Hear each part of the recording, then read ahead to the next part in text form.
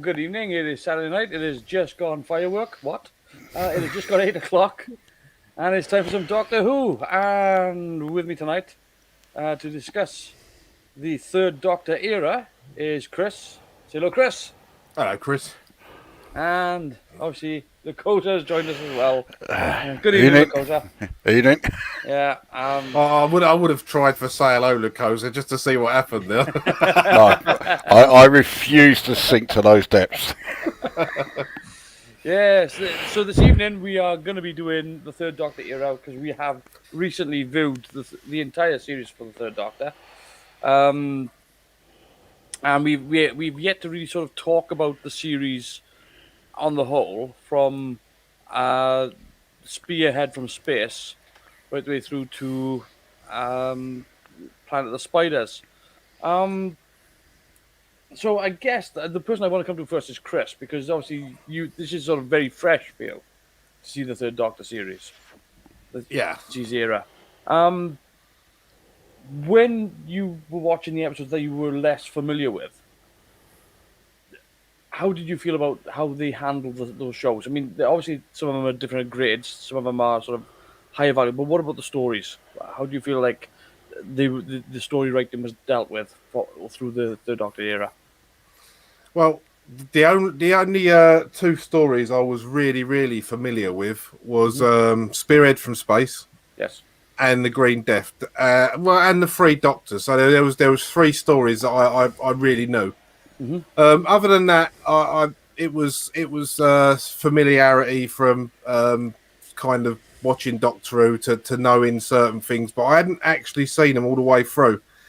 And I think for the most part, the story writing, considering they'd confined the third Doctor to Earth for the first couple of series of his run, I thought they did a good job. It was very I don't know. It was like a cross between James Bond and the Sweeney sometimes. Yeah. With Unit in their Land Rovers and stuff like that. And I really enjoyed it. Yeah, it is a big difference on the fact that he is in exile, which was something that was left over from the Patrick Troughton era. But it was a plot point that they went forward with Pertwee. So the idea of confining him to Earth and then sort of, I mean, he does get freed up later into his run. But do you think that maybe they were doing a little too much in the way of alien invasion stories, or do you think they had a good measure on it? Well, they kind of had to, didn't they? Really, because it's Doctor Who, so you've got to at least have Daleks in there. Otherwise, it's just one of them things. They go hand in glove together, don't they?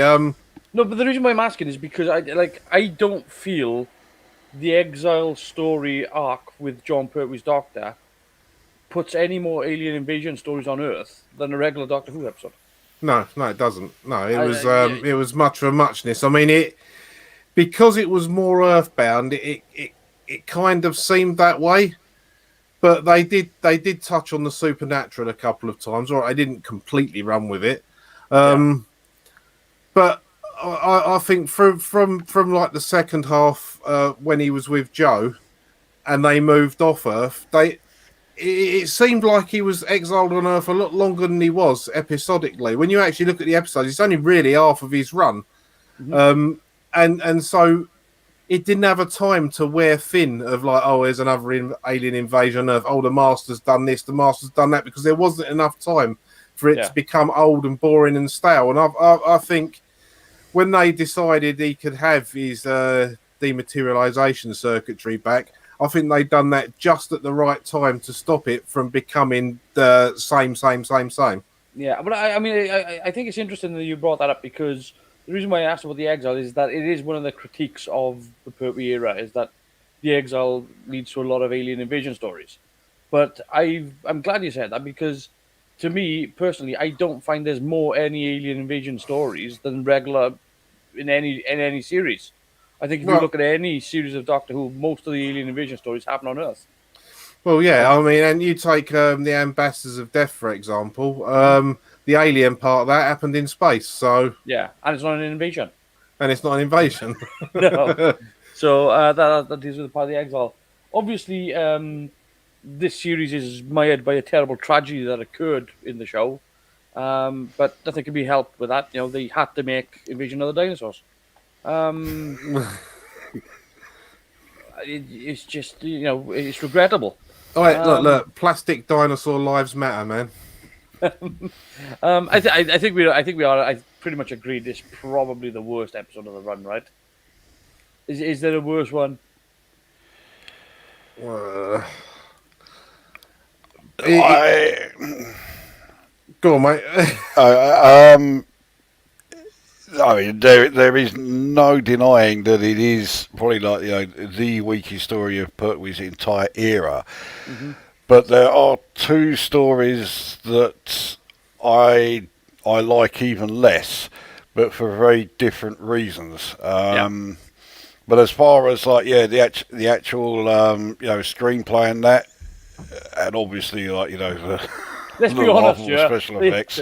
They outsourced the special effects to a company that didn't know how to do special effects. Yeah, and it showed. Yeah, it definitely showed. It definitely showed.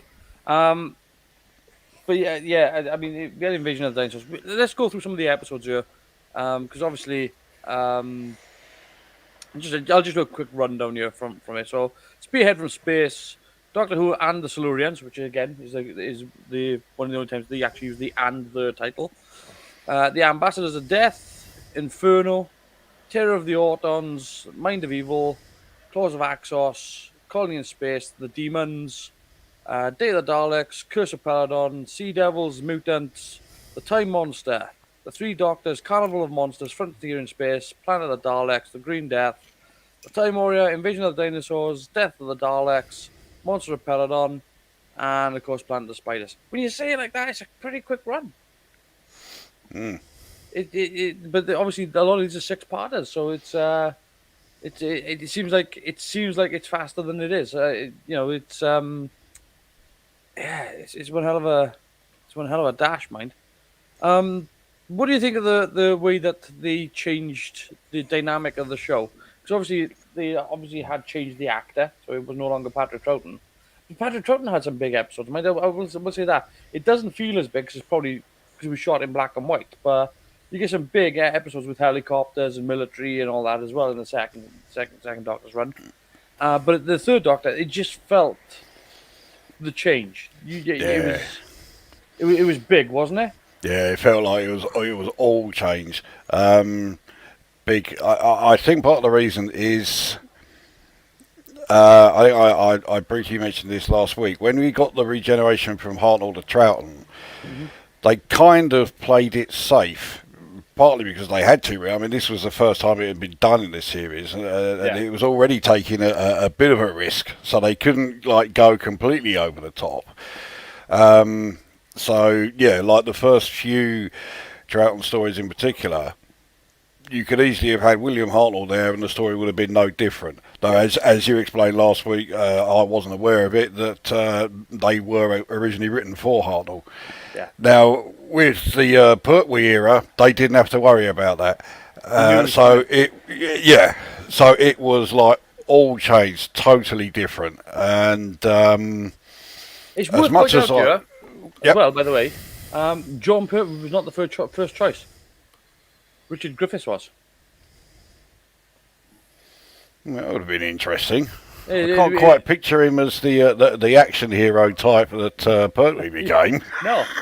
I mean, if people don't know the actor Richard Griffiths, obviously, I think most people, internationally, most people would know him as the wheelchair guy from Naked Gun 2.5.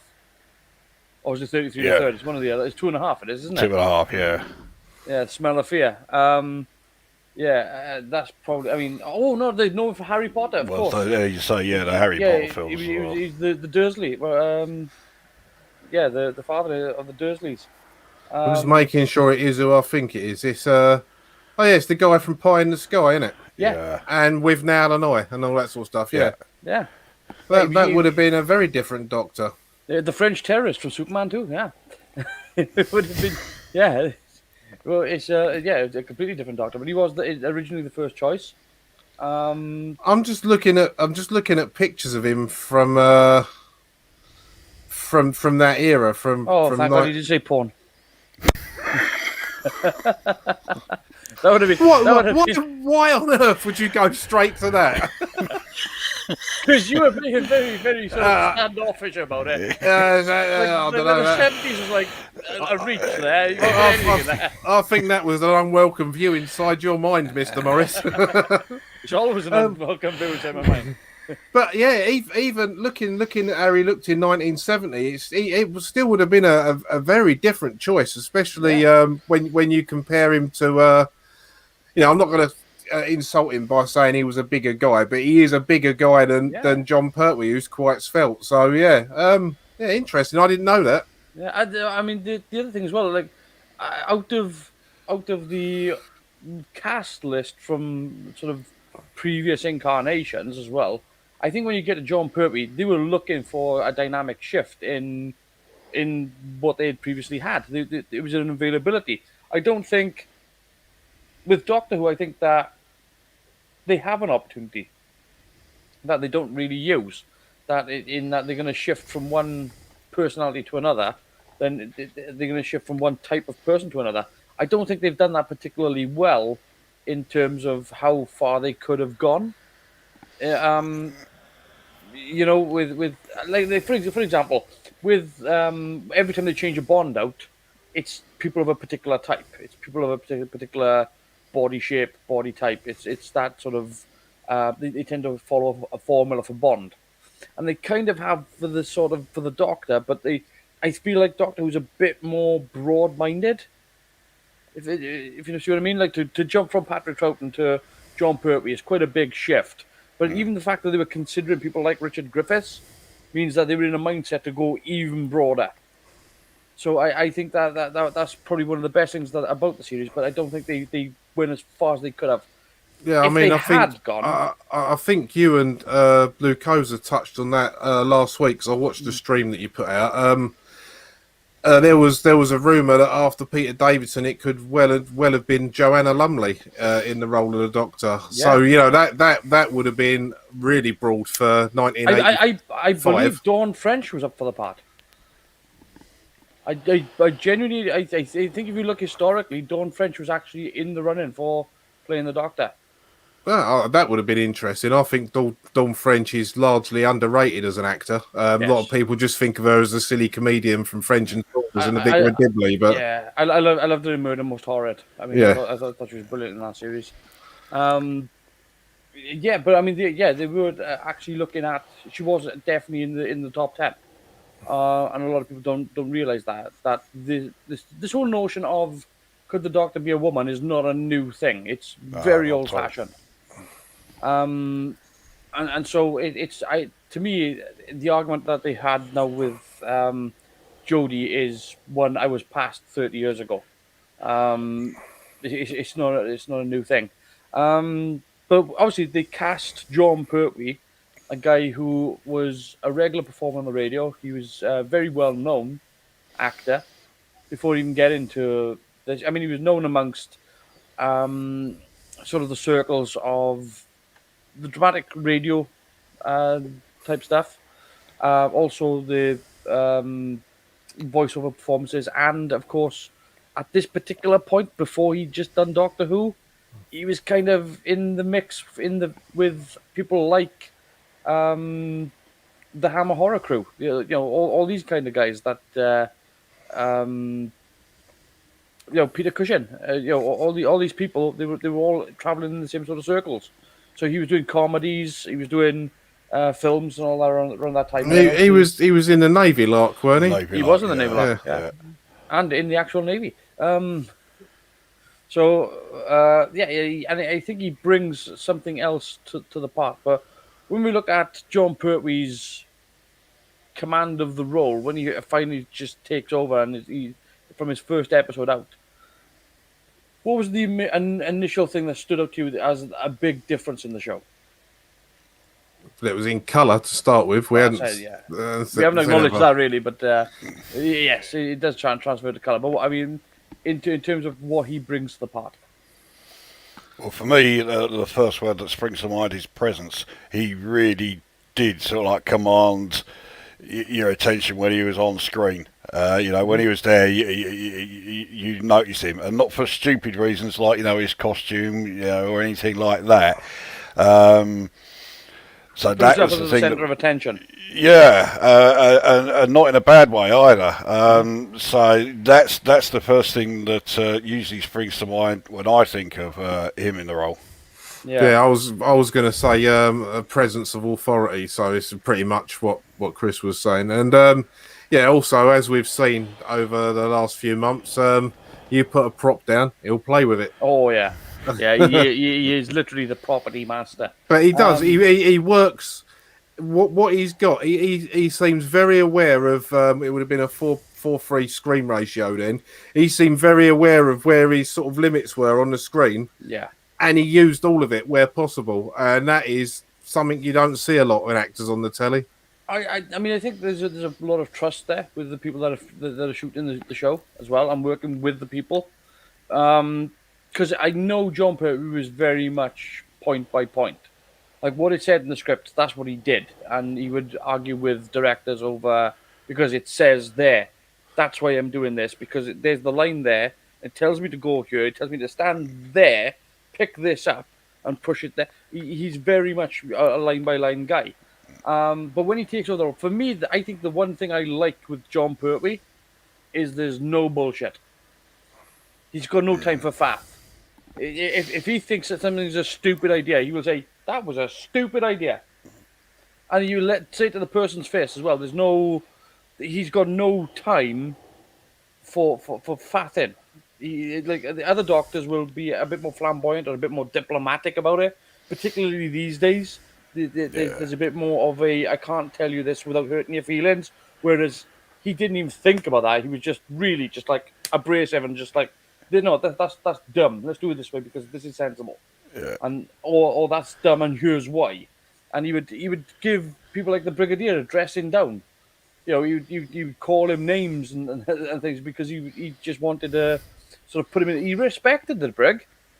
He did respect the Brig, but any time that he felt that he was doing something that he considered to be obnoxious, he would tell him outright. He just I'm going from memory here, but on that point, as far as I remember, all the other doctors that have appeared with Nicholas Courtney as the Brigadier called him the Brigadier, whereas John Pertwee's doctor called him Lethbridge Stewart, and I mean that's the difference. And he's even called him Alistair before. Yeah. So it is. But I think that John Pertwee's doctor also saw him more as a contemporary because he was exiled there. So I think maybe he was playing more to that as the fact that there was more of a friendship there with the doctor and John and two other doctors.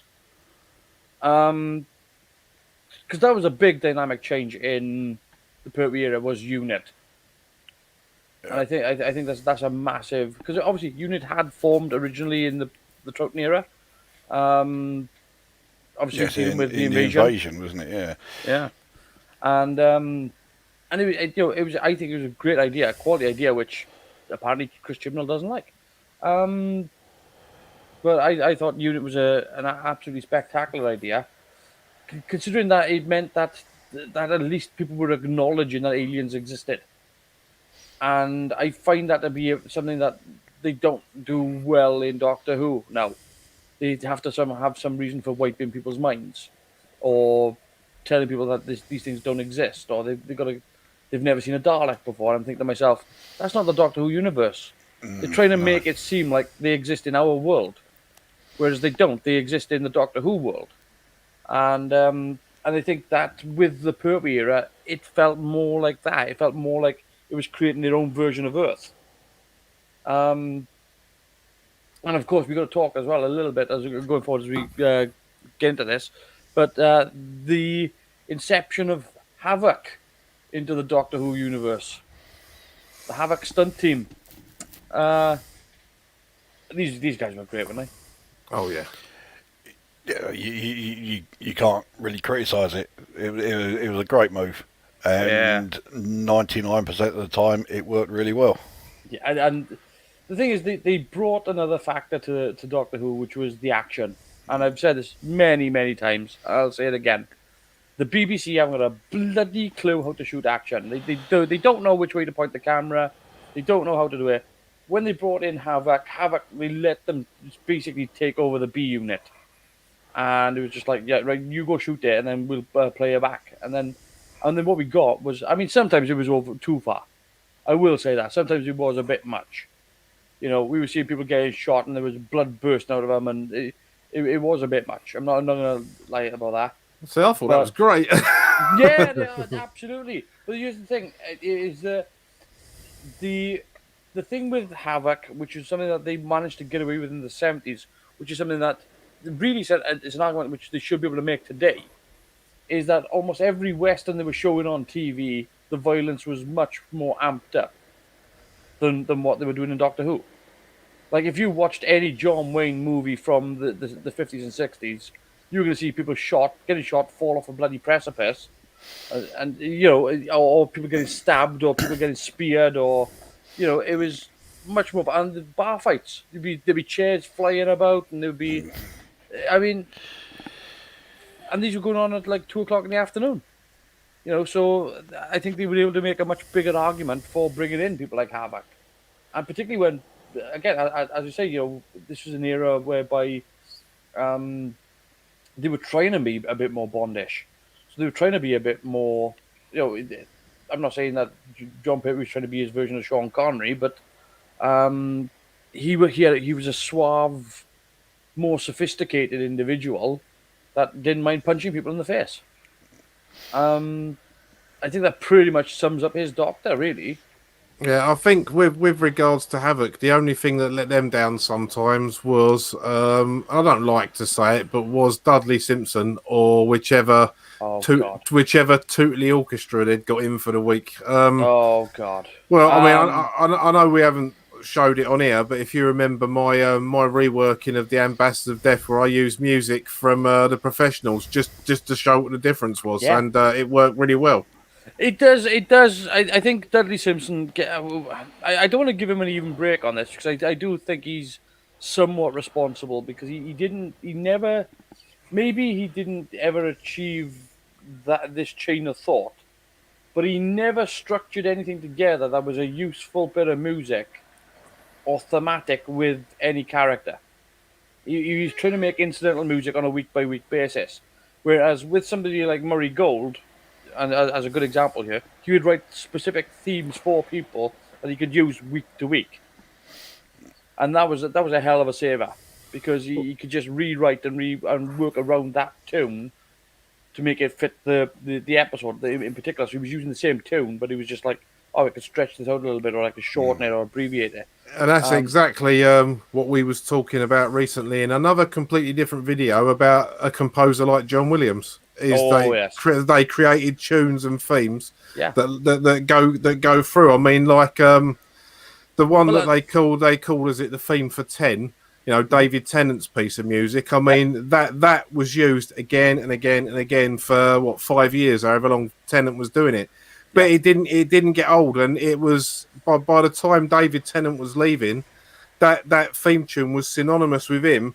And as soon as you heard it, you was like, "Oh, Doctor's going to do something now." Yeah, exactly. And it would have been interesting if Dudley Simpson had done something like that. There was some themes that he could have used rather than I'm going for this is science fiction. Well, synthesizers. As an example of that, he could have turned to at the time. And let's be honest, we were talking about John Pertwee being a bit more Bond-esque. Bond. You got the James Bond theme anytime he was doing something fairly Bondish. Yeah. Any single time, and it was repetitive. It was that Bond, and you had that theme playing anytime he was doing something a little bit dynamic. Whereas with Doctor Who, they didn't have that, and it led Dudley Simpson to actually composing some real twaddle. Yeah. I mean, because one week you'd have the Doctor doing something, it'd be like, dun, dun, dun, dun. And then the next week he'd be doing something simple. It was yeah. And the other part of that then as well is the fact that you're dealing with, like, for example, where we do Death to the Daleks. Oh God! I mean, I know that wasn't a Bloody Simpson. That was a bloody quartet. Yeah, But I mean, it's still had they had the sort of that musical score in the bank, it would have been a little bit easier. Um, but yeah, so first season lands. John Pertwee takes over from Patrick Troughton and is immediately greeted by his new companion Liz Shaw, member of unit, scientific mind. Um, Thoughts on Liz? Strong female character straight yeah. away, straight Oh, off the bat in 1970. big fan of Liz Shaw. Yeah, she's. I mean, obviously she was able-minded. She wasn't in your face though. I don't think. I think maybe a lot of people might have thought of her as being a bit cold. But I felt that she was strong. Um, Again, capable, very very capable. Oh yeah. Um, I mean, I still think of Ambassadors of Death where she has the whole run across the dam, and she knocks a guy over the edge and then kicks the other guy, and he's dangling from the bars, and then she tries to escape, and then has the little slip moment. Okay, she doesn't get away, but it's a good showing for Liz to show that she can handle herself. Well, yeah, And she didn't curl up into a ball and start squealing. yeah, but but how do you think she fared with John Pertwee though as a companion, given that she's only sort of there for the first run? Well, I always liked the way that they were able to effectively talk to each other as equals. I mean, it wasn't like she had the same sort of amount of knowledge that the Doctor had. Obviously, that Yeah. would have been ridiculous. But she could understand straight away what it was that he was suggesting, or and when they were doing any sort of actual scientific research, like when they were trying to find the cure for the plague that had been unleashed in the Silurians. Yep. So I did like that. The problem is, a lot of the audience didn't like that. Yeah, but do you think that maybe is a problem because the writers couldn't keep up with Liz? Because if you imagine you're trying to write a character this smart, where you don't have to sort of not necessarily talk down to, but to write something that is plain English equivalent, but still on the same level as the Doctor, without having to dumb it down or explain it to her. Do you think that might have been a little bit of a trick with the writing? Because Well, it certainly would have been a challenge for the writers, yeah, because it's just trying to explain a scientific principle to somebody who understands the scientific principle. yes. So obviously you're not going to have scenes which, I mean, you get far too often in television nowadays, where it will start off with the words "as you know," and you know that as soon as you get that, he is now going to explain to somebody what they're going to be doing. But this other person will have been doing this every day of their working lives, and it's just so patronising. And it's purely put in to explain to the audience. So the trick was, get it so that they are explaining it to the audience, but not in such a condescending way, and that's difficult to do. I mean, I think the victim of this, though, with this type of writing, particularly with Liz, was the fact that it did no favours for the Brigadier because he's the only one who couldn't keep up. Yeah. And I think that really is he had to be somebody had to take the bullet, and Yeah, unfortunately the brig was the one. Yeah. it didn't do him a lot of favours. Obviously,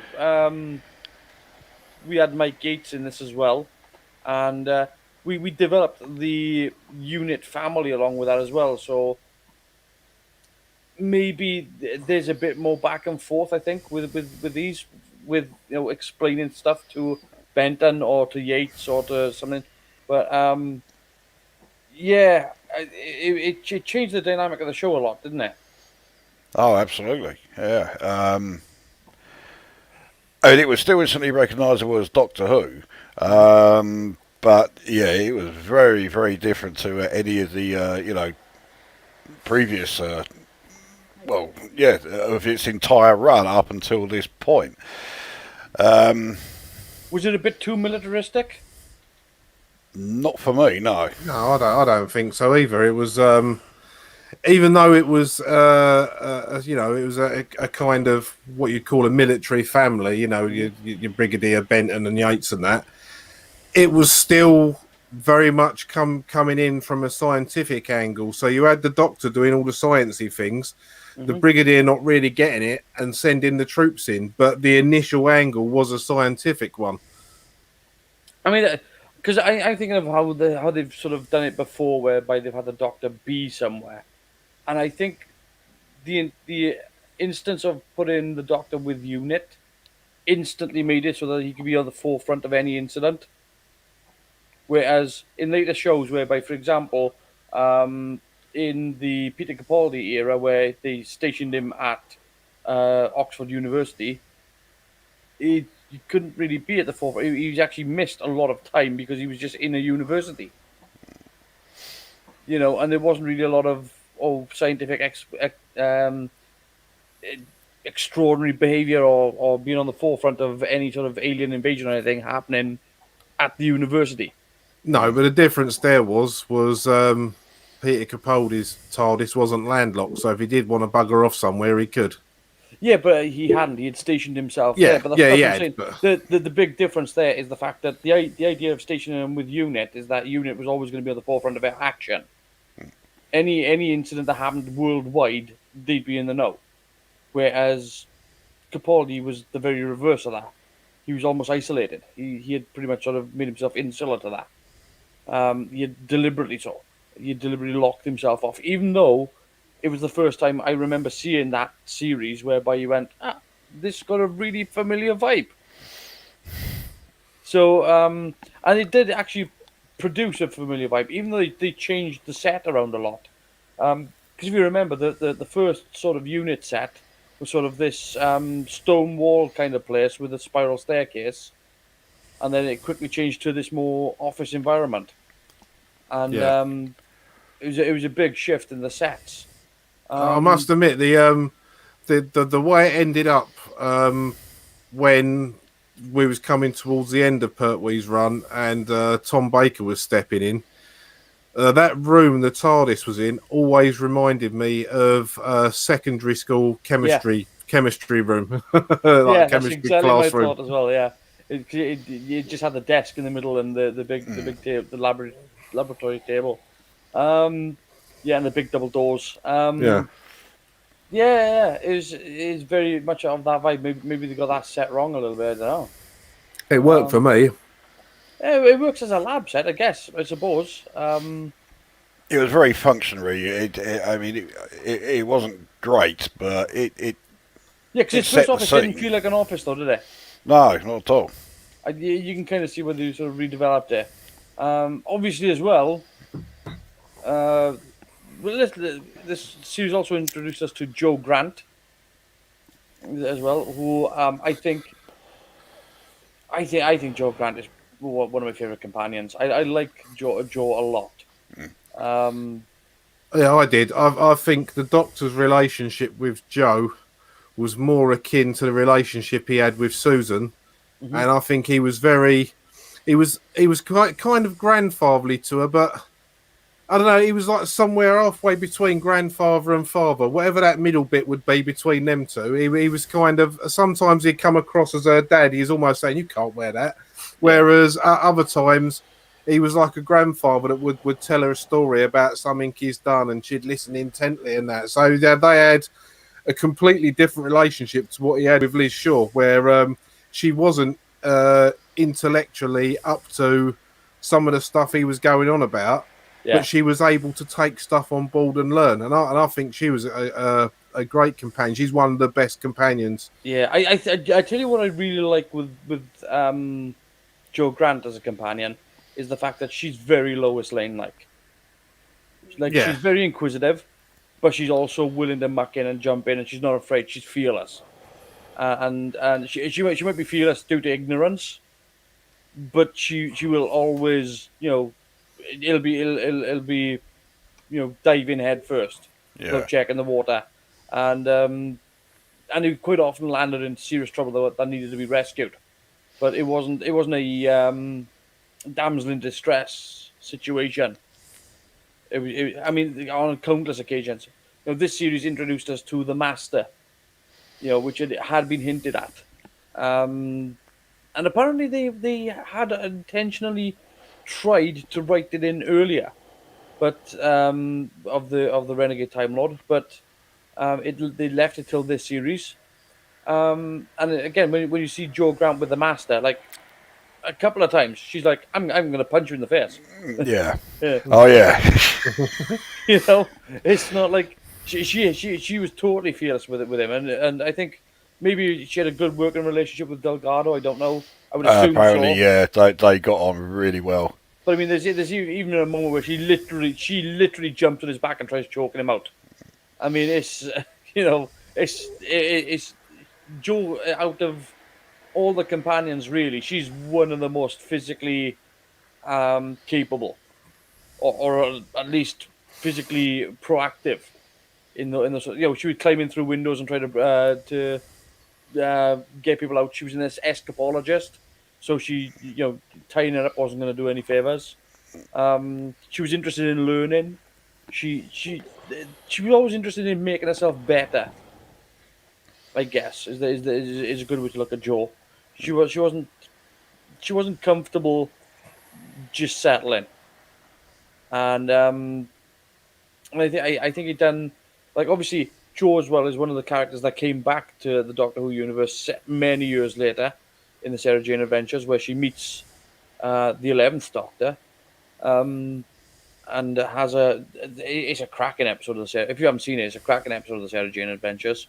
Um, but it's a great moment. It's a really lovely moment where the 11th Doctor is talking to Joe, and it's like, oh yeah, I remember you doing this and you doing that and being in the Amazon, and yeah, I remember all this stuff. Um, it was good to sort of see where the character had come back from, where she had been, like, or what she had been doing for the past 30, 40 years. And she's definitely made an indelible mark on the Doctor Who universe. She Oh yeah. obviously gets married, leaves the TARDIS, and then we're introduced to some girl. What's her name? Smithy, Janie, Smith, something. Right? Yeah. Yeah. We're of course talking about Elizabeth Sladen, Sarah Jane Smith. Well, can I just make one last thing about Yeah. Joe Grant? When she left, I've always felt this. There isn't much acting on John Pertwee's part there. I think he's very genuine. He looks Oh yeah. like absolutely heartbroken that she's going. Mhm. I don't think that's him acting. I think he really did feel that way. I mean, I could believe it. I genuinely could believe it, because they had the thing with Katie Manning that people don't really know about is that when you saw her in the Green Death, where she was smashing stuff up and tripping over things, apparently that's what she was like. I can well believe it. She was apparently a walking calamity. And so she would do things that they would just end up roaring with laughter. So any time that they were on set together, she just felt, or she would say something and then get it wrong, or trip over her lips, or but apparently it was a great working environment, and I can believe that John definitely would have. It's probably one of the more heartbreaking moments for the Doctor in Doctor Who. When a companion, because like sometimes when a companion leaves, it's kind of like one out, one in. But with John Pertwee, there's a moment of. It starts off in at the first part of the sixth part of the Green Death, sorry, and he's very sort of protective of her, but she doesn't want to be. It's kind of like she's getting ready to leave the nest, kind of thing, and he's trying to sort of put his arm around her and say, "Look, we need to do this," and she's like, I kind of want to do my own thing. and you can see it on his face, and it's like, okay, she's getting ready to go. Okay, and he was sort of preparing himself for it. But yeah, we've got to talk about Elizabeth Sladen. Finest companion of them all, my Eh, opinion.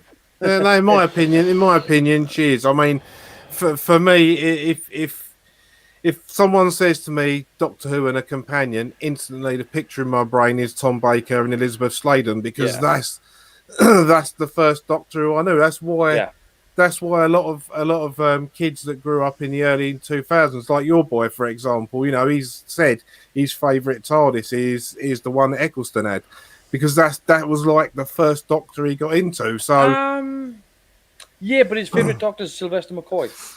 So yeah, I know, but not every kid's got a Carwin, have they? So you know, I will also point out he did also say that his favourite Sixth Doctor story is Time Lash. Yeah, let's not go there. Yeah, let's not go there. Yeah, but I think that's because he's less familiar with other stories. You know. Well, there's got to be some reason for for that. Yeah. wind up his dad, I'd imagine. But no, I totally see where you're coming from. But you know, obviously, like what I don't know whether or not I think it's how the characters are approached. To be honest with you, I don't think it really is anything to do with which one's your first. Because again, my favorite Doctor goes back Patrick Troughton. You know, and I think the Patrick Troughton Fraser Hines relationship is one of the best Doctor companion Yeah, that relationships. is a good one. It Yeah. really is. So it's tough to think of who's the best companion. I think it's kind of unfair because they all bring something different to the table anyway. All right then. I'll rephrase it. My favourite companion. Yeah. How about that? Is that better? No, you're still wrong. No, For what it's worth, I couldn't pick one a favourite companion. I really couldn't come up with a definite answer for that. yeah. I mean, look, I think Sarah Jane is very popular because I think she does bring a lot to the table, and Elizabeth Sladen wasn't going to be this actor that just wanted to do or be a pretty thing on screen. She never wanted that. So it was a case of either you give me something with a bit of meat on the bone or I'm out there. And she got that quite a few times. And um, I think her relationship with John was probably you could kind of see it in the Five Doctors really when they first meet each other in the Death Zone in the Five Doctors. You know, there's an instant sort of like, oh, it's you again, and there's a little bit of joy in that connection. But obviously, she ends up going on to becoming the Fourth Doctor's companion as well, and staying for quite a bit of time. So, yeah, I think Elizabeth Sladen brings a lot to the role. Um, do you think they could have done more with her though, in terms of the fact that she was supposed to be this journalist, and I don't really know that she did a lot of journalism. No, there was very little journalism at all, wasn't there? I mean, a story that sticks out for me where she's not so much journalism, but a lot of investigation is the. All right, we're drifting away from Pertwee here, but was the first Tom Baker story, Robot. She does a lot of behind the scenes running about and fact finding in that, and that's. I think they should have done more of that with her in the last part of the Pertwee era. And going onwards, because she kind of stopped doing it. I mean, all right, you can't really do a lot of investigative journalism when you're in space on a space station when it's all alien to you. But on Earth, they could have had her doing a bit more of that. I must admit. Yeah. She was actually because that's the thing I do find with Sarah Jane is the fact that it's very easy for these people to get lost in the shuffle in terms of the characterizations because they tend to fall into sort of like, oh, it's just this girl. And it's not her fault, but it comes from the writers. It comes from the people who are brought in to write Doctor Who that are just there to write an episode. They write the episode and then they hand it in, and then they get given notes to go to it, or the script editor, like Terence Dix or somebody, adjusts it, and then they go film it. Whereas and this is a problem I have with all Doctor Who, mind you, not just classic, but even now, the fact that they don't have a writers' room is crazy to me. Yeah. The fact that you don't get these writers all in one room and go, right, use the whiteboard on the wall here. Let's write down everything that we want to do to achieve this season, and let's go through it and let's see, where we want these characters to be and what do we want these characters to be, and have everybody on the same page. That is it. That is crazy to me. The fact that they don't do that.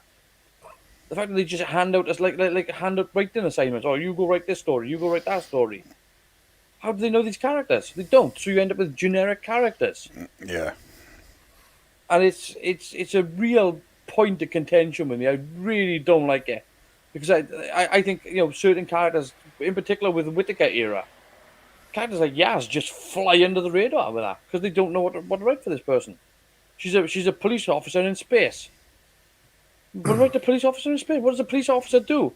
Well, a police officer automatically comes with a level of responsibility, a level of duty of care, and an understanding of, or technical understanding of what is supposed to be ethically right or wrong.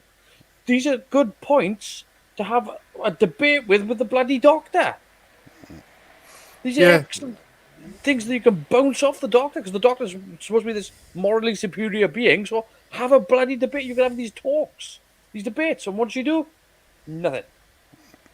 Nothing. Yeah, I did the same thing in the same era with Tosin Cole's character Ryan. In the first episode, it was heavily shown that he had dyspraxia, so he had trouble riding the bike and he had coordination problems. Mm-hmm. And it was mentioned every so often, and his character was basically, if you watched the Whittaker era, and I'm gonna call it the Chibnall era because it's not Jodie Whittaker's fault at all. No. They basically did all that with that character. And it's like, oh, all right, they've got a character with a disability. This could be interesting, going in space. And they used him just to say, what's that, Doctor? Where are we going now, Doctor? What's this, Doctor? And that was pretty much it, the boy's role. I mean, the thing is, as well, they could have gone. They could have just turned around and gone, well, this guy's got a false left leg, but you wouldn't have known because he never showed it. So it was like, it was a waste of time.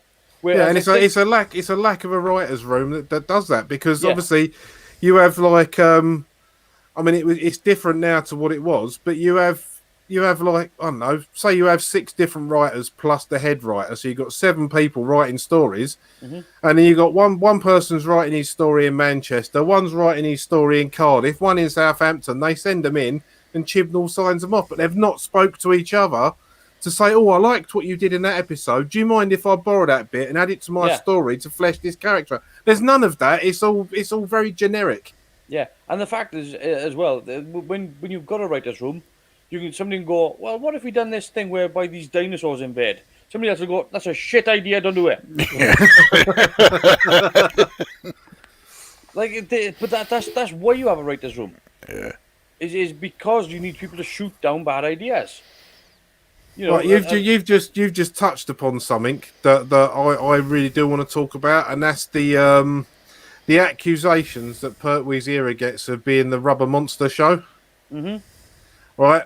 I've got a screenshot up to share on the screen that I would argue against that wasn't always the case. There was a few, but not all of them.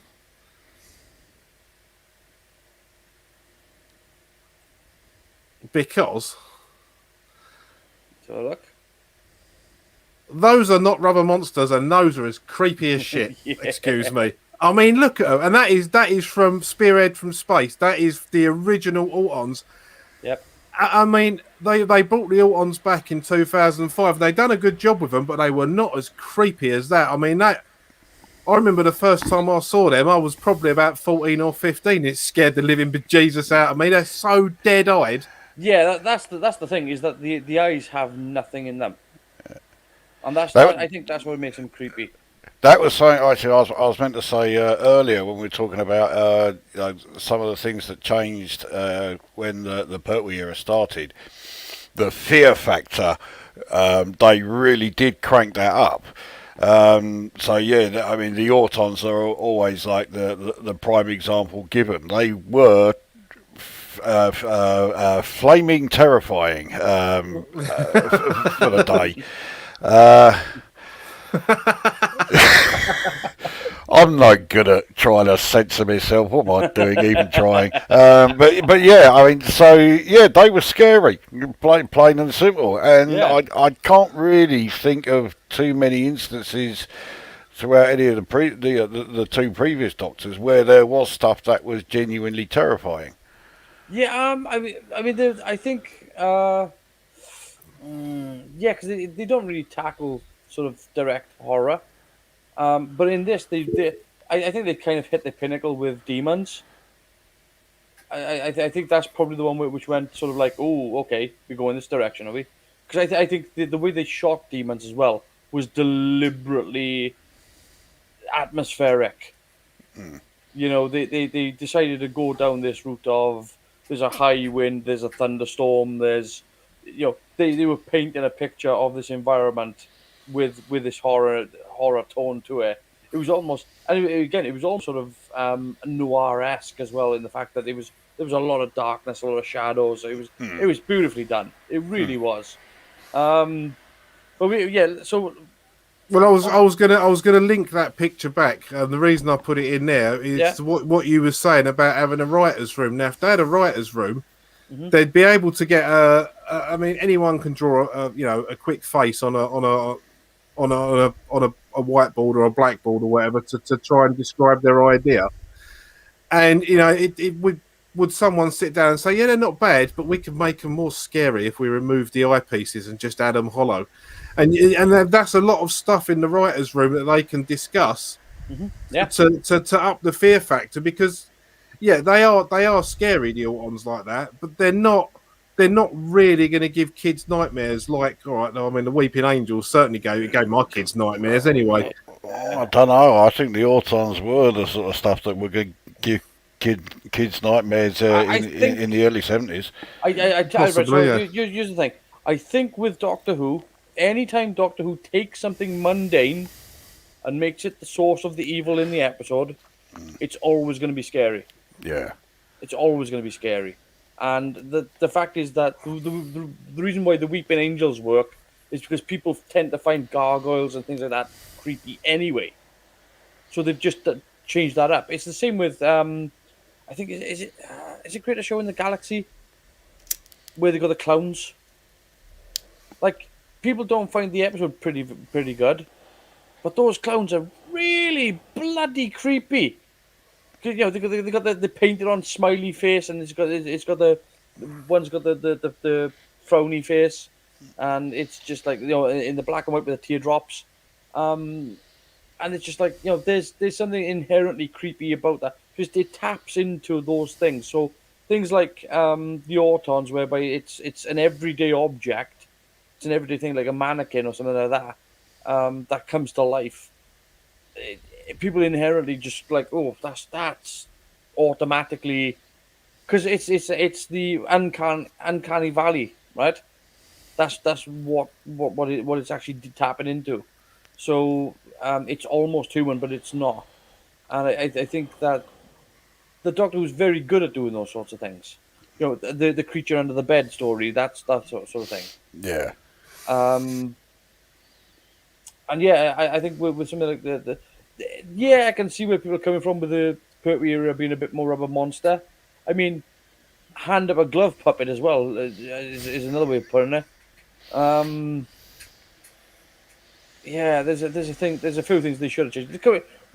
Before we start talking about the best of this, though, we got to start talking about the worst of it. Again, we've mentioned Invasion of the Dinosaurs being particularly shite. It is though. I don't want to hold back on that. It's there's no excuse for that really. They should have shot that down before it even got off the ground. Yeah. I mean, it was following the Time Warrior, and I guess the idea was there, but Jesus Christ, the execution was absolutely shocking. Yeah. I don't think they could have made a worse job of the execution of it if they had actively tried. It was, yeah, diabolical. I say it for me. It has slight entertainment value, but simply because you can laugh at it. I mean, that thing was supposed to be a Tyrannosaurus Rex. Yeah, yeah. Oh, it's not good, but I mean, at It was least closer to Barney. yeah. And he had black eyes as well. I was like, what the hell? Well, seeing as we're talking about it, Go on, here's one. put it up. Here's one I prepared earlier. I mean, it looks like the thing from the bloody Chewits ad, doesn't it? It does, yeah. Like if you were to bring up the Chewits ad creature, it would be like almost the same. Like that's supposed to be a Tyrannosaurus Rex, and it would that would have been embarrassing to put into a 1970s version of a Teenage Mutant Ninja Turtles bloody show or something. It would have been that. Oh, The only good thing about that, I think, is the actual whoever painted the model that painted the teeth and the eye and around the eye, and that's it. The actual structure of it itself is. I mean, you look where its neck joins its body at the bottom of the throat, and there's no. I mean, they would have been better off buying a model of a T-Rex and painting that rather than trying to make their own one. Because this is the thing. We knew what T-Rexes looked like back then. They had. I think when we done the episode, I showed you the model T-Rex Yeah, that was available. So they knew what a dinosaur looked like. People knew what a T-Rex looked like. Yeah, If it you was. this, I mean, Jesus H Christ! If somebody sent you that as an effect shot, you'd be like, "Oh, where's the real one?" yeah. Is it April the 1st all of a sudden? Yeah. I mean, I don't know whether or not they were doing better off actually just stuffing their hand up a sock and going, ah! I genuinely, this it's shocking. I don't even know. I mean, had they said it was some sort of mutated creature, I don't know if they would have got away with that. But at least then they would have had some excuse for not looking like that.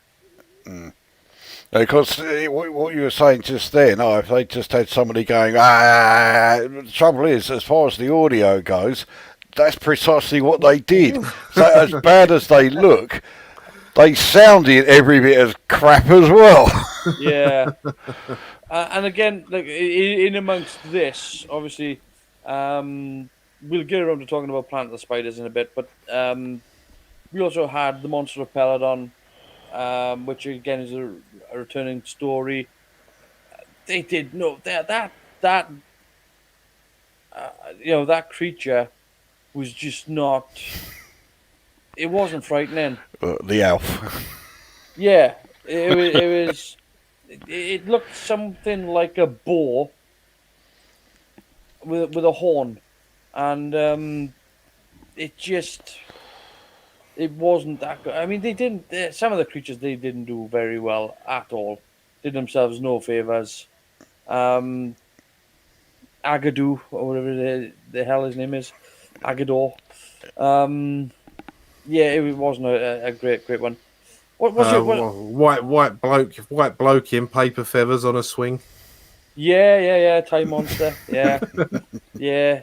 I mean, the thing with Time Monster though is you can kind of see what they were aiming for. You can kind of see what they were going for.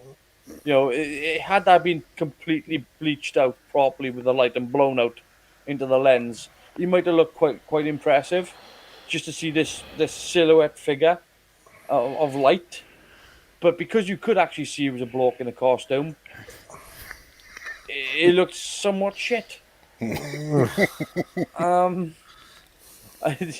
Yeah, and again, you know, what are you? I mean, out of the series though, obviously the Autons are there. Can you think of any other great monsters from this run?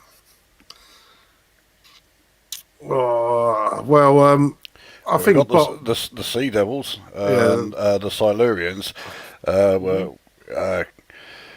I thought they were great, and I did like the fact that you had two different creatures, but they were related. Sibling species. And so it also meant that if we were to get either of these appearing again in the future, we could actually have them both together, which of course we did get in Warriors of the Deep. Yeah. Yeah. Yeah. But, I mean, to me, I think probably the most successful one is probably the Sontaran. Yeah. Bok was pretty good value for money. Mm. Yeah, they had some stuff going on there. No,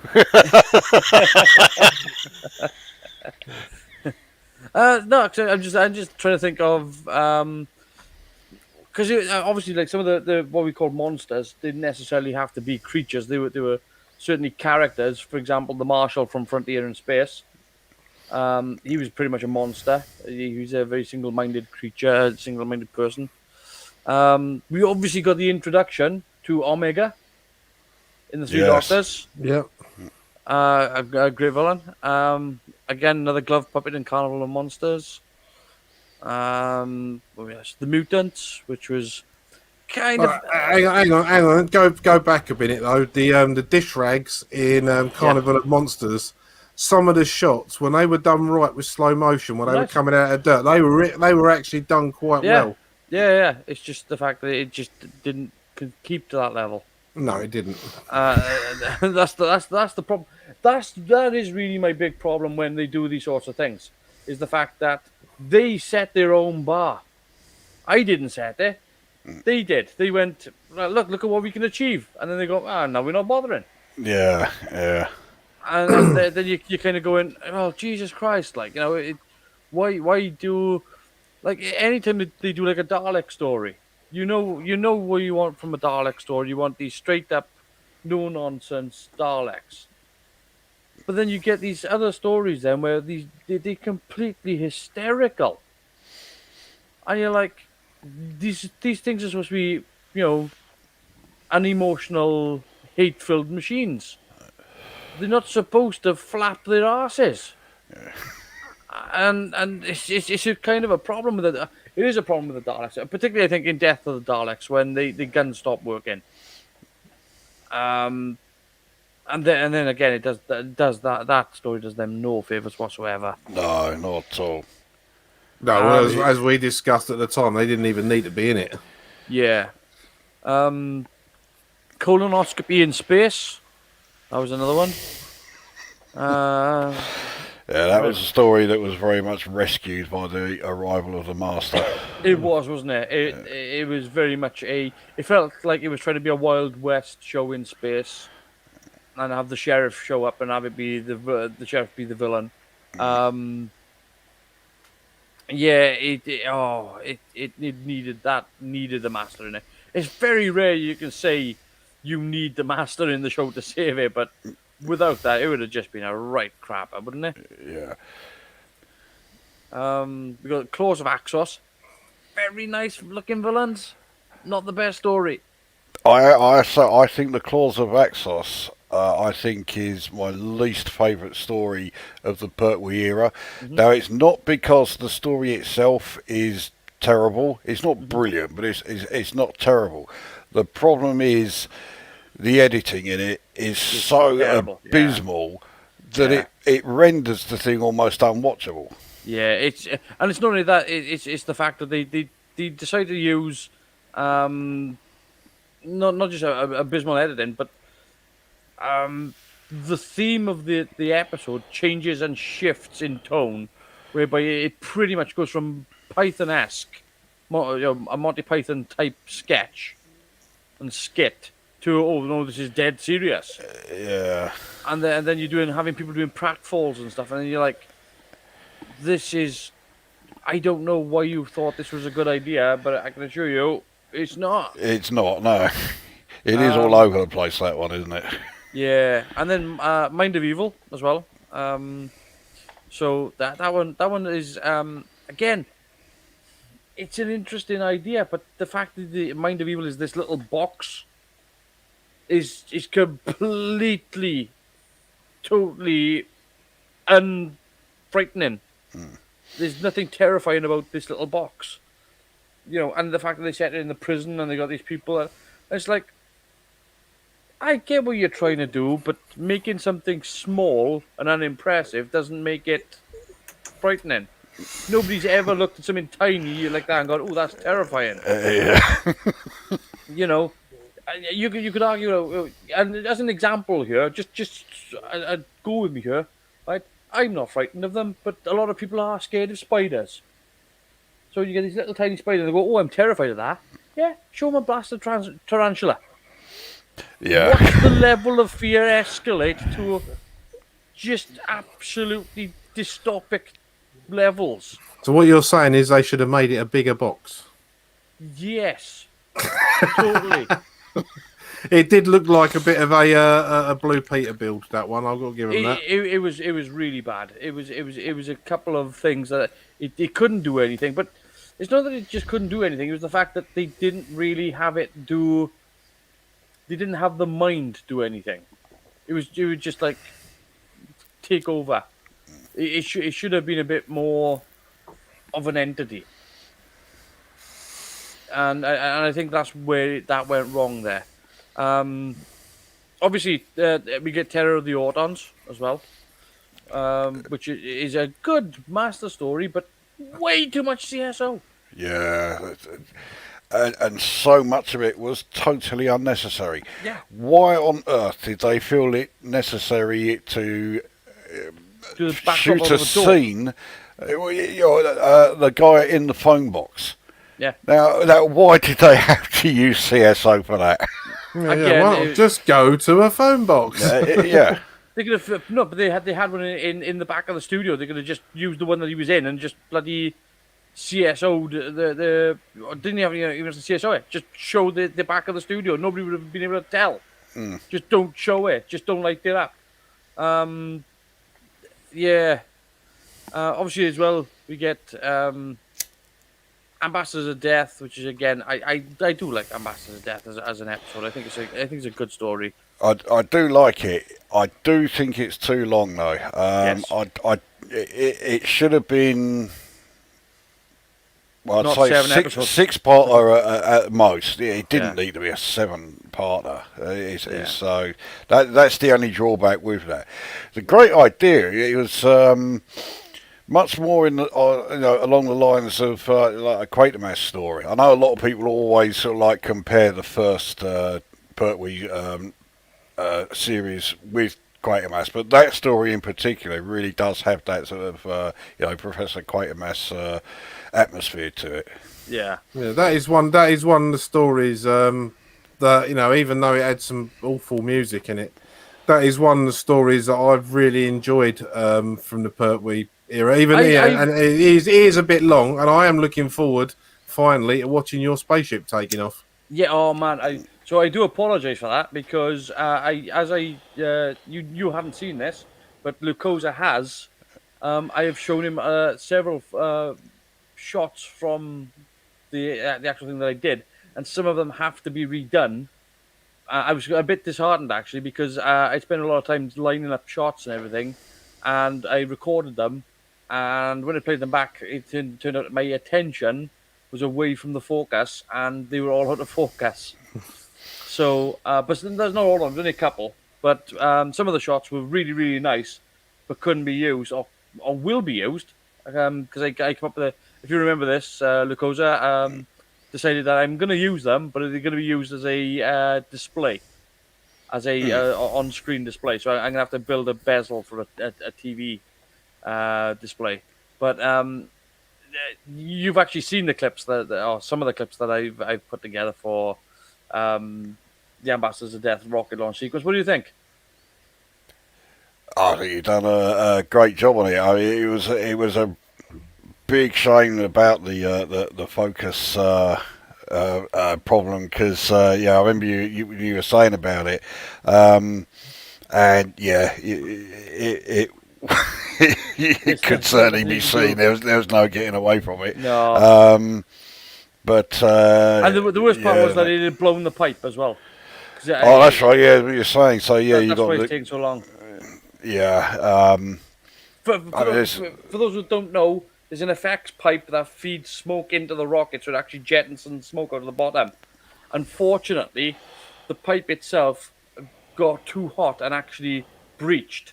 So it actually breached, and during a shot as the rocket was going up, the actual thing burst, and it just started pumping smoke over the surface of the model. So yeah, that needed to be replaced. So that's why that's taken so long. But it was just disheartening when you spend hours and hours and hours doing filming, and then you get the shots back, and like some of them are either unusable because of anti-aliasing or Yeah, that was the other thing I remember you saying. Yeah, the but anti-aliasing they will be issues. used. Those ones will be used. Those ones can be saved. But the actual rocket taking off sequence had to be redone. I've got a lot of it there in the can ready to go, but yeah, and the fact is that I've actually got the screen set up ready to actually do some of the space shots and things like that. So even though there was no space shots in, I mean, what we're talking about here is I've replaced 2 shots with an entire sequence. So, but No, I'm looking forward to it. yeah, you should, because it looks amazing. It's fantastic. It's awesome. But no, I'm not promising an Oscar win, but actually, That's what I love about you is your modesty and humility. well, I mean, I can show you some of the ones that I haven't or can't use. Just to show you how why some of these shots are taking so long. I will actually put up one of my shots. So yeah.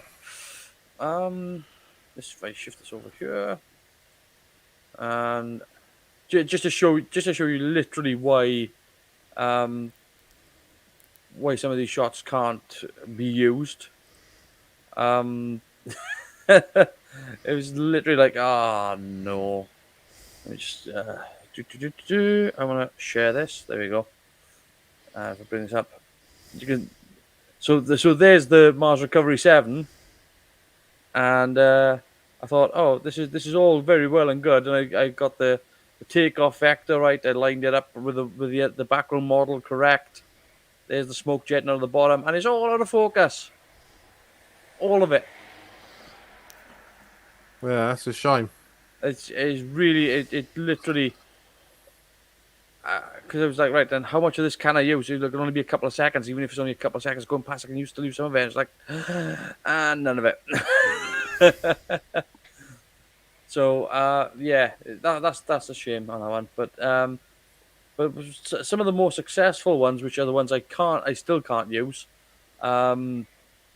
which again is a shame. But just to give you some idea of what it'll look like, these ones will be used, but they will be used as a on-screen monitor for a close-up on the takeoff station. So I think it's this one. Yeah. Just to give you some idea of what it looks like. This one is resin down because of the sky. She's got a natural sky because that's very nice. Was it that one? I know there's this one as well. I think which was yeah, that one can't be used either. Just because of the quality of it. But there was quite a few that I was looking at, and it's like, oh shit. I've got to say, even though I watched your video of where you built it, that silo is a cracking model, man. It looks nice. It does look nice. Yeah, I think this is one that's going to be used for one of the shots. Even though it's out of it's too low res, it's going to be used as an on-screen, as a screen on screen. Do you know what I mean? Like looking at a monitor. So it's salvageable. Where's the? Because I'm looking for like some of these. I can't use that one because you can actually see the light shining off the lens and lighting up the model, which is a shame. But it's yeah, there you go. But I wanted a shot which give you some sort of real depth into the model, like that. So sort of looking down into the silo. So you get there are things that can be done when it's all pieced together. But there's a couple of shots. Oh shit! There's a couple of shots there that the ones I'm going to be using, the ones that have been saved. I think I showed you a few of those as well, Lucosa. Yeah, I mean, you were saying, yeah, quite a few of them.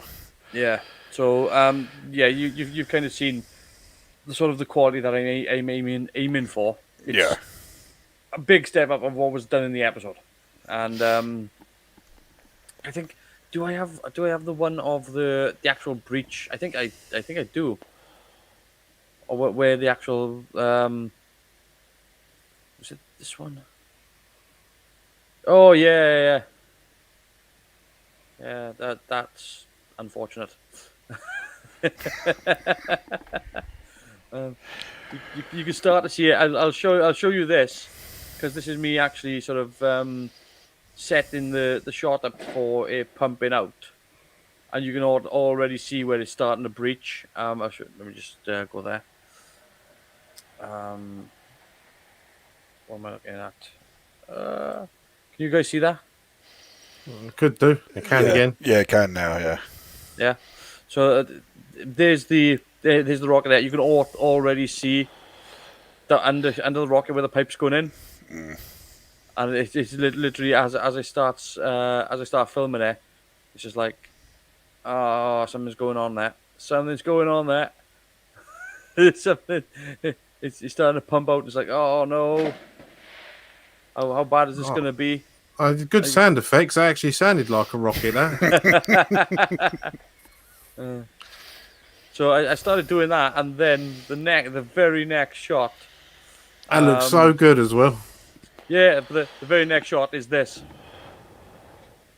Poof. Yeah. Yeah, that's got a bit challenger, that, isn't it? Yeah, it literally went up, so it was like, no. So all that's got to be replaced. But I have got some really nice shots of the silo door opening from the inside and the outside as well, so that's really nice. Oh, don't show us any more then. I'll look forward to seeing them as a complete thing. I can show you some of the ones that you're not going to see. Like, for example, some of the ones that you can't see because of, like, for example, it's too low res or it's something like this, which is really nice, particularly with the sunlight as well. But because of the anti-aliasing, I can't show it because it's just too jaggedy. Yeah, all the edges are, I think so. It's a beautiful shot. You know, you sort of start off with the lift up here to the top, and then the sunlight comes in through the roof, and it's like, yeah, that's a lovely capture, but it's unusable.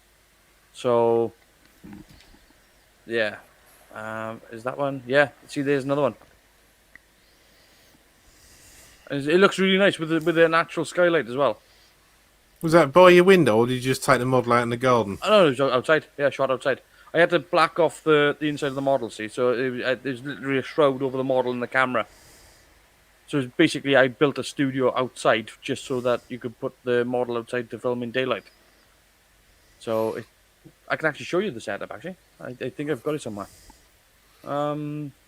Bit of dedication there. Yeah. So this is the setup. You can see me using these bricks for support to build a wall. Ironic. No, yeah, it didn't show inside there. But yeah, you see I built another wall on the other side there and then put the shroud over the top. So it actually encases the model.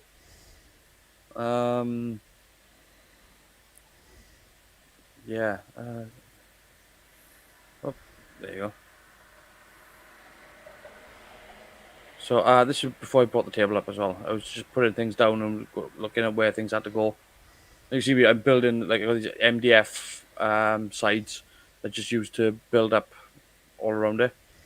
I was basically right. How do I need this to be done? How do I need to shoot this? And you can see I've started putting that in. This is the extra false wall.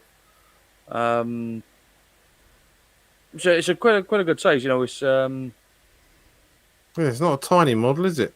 No, it's no. You got to walk around it. Yeah, it's yeah. But yeah, no, I'm really like this is why it's taking so long to do is just simply because where I've done things, and I want to get it to a particular level of quality.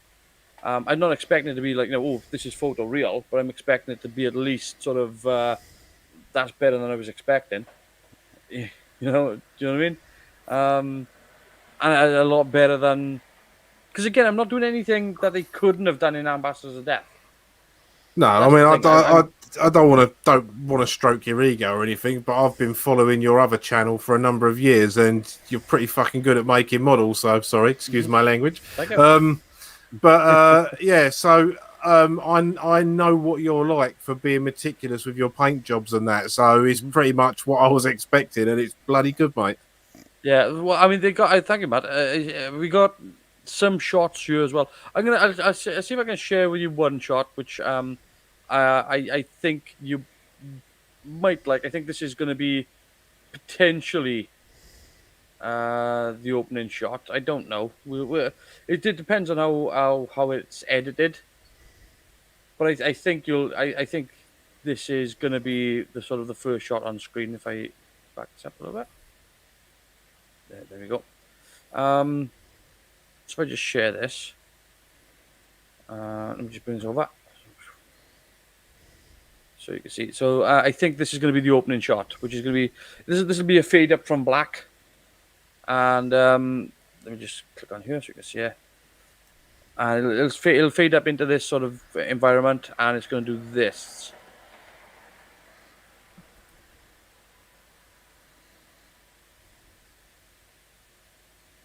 And we'll cut from there to the outside to show the roof retracting.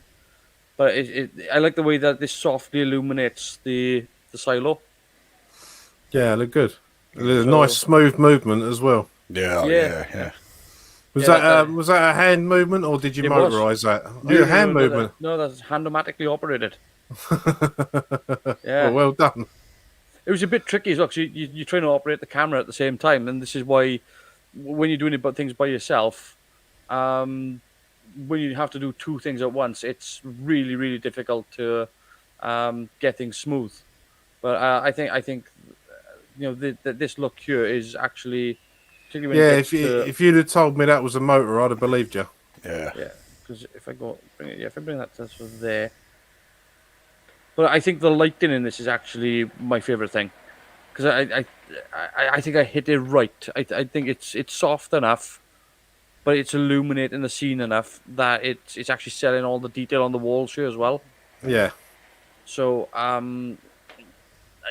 was really sort of really very, very happy with that. So it's like, right then, when this comes to editing this, I'm going to be very happy to put as many seconds of this in as I can.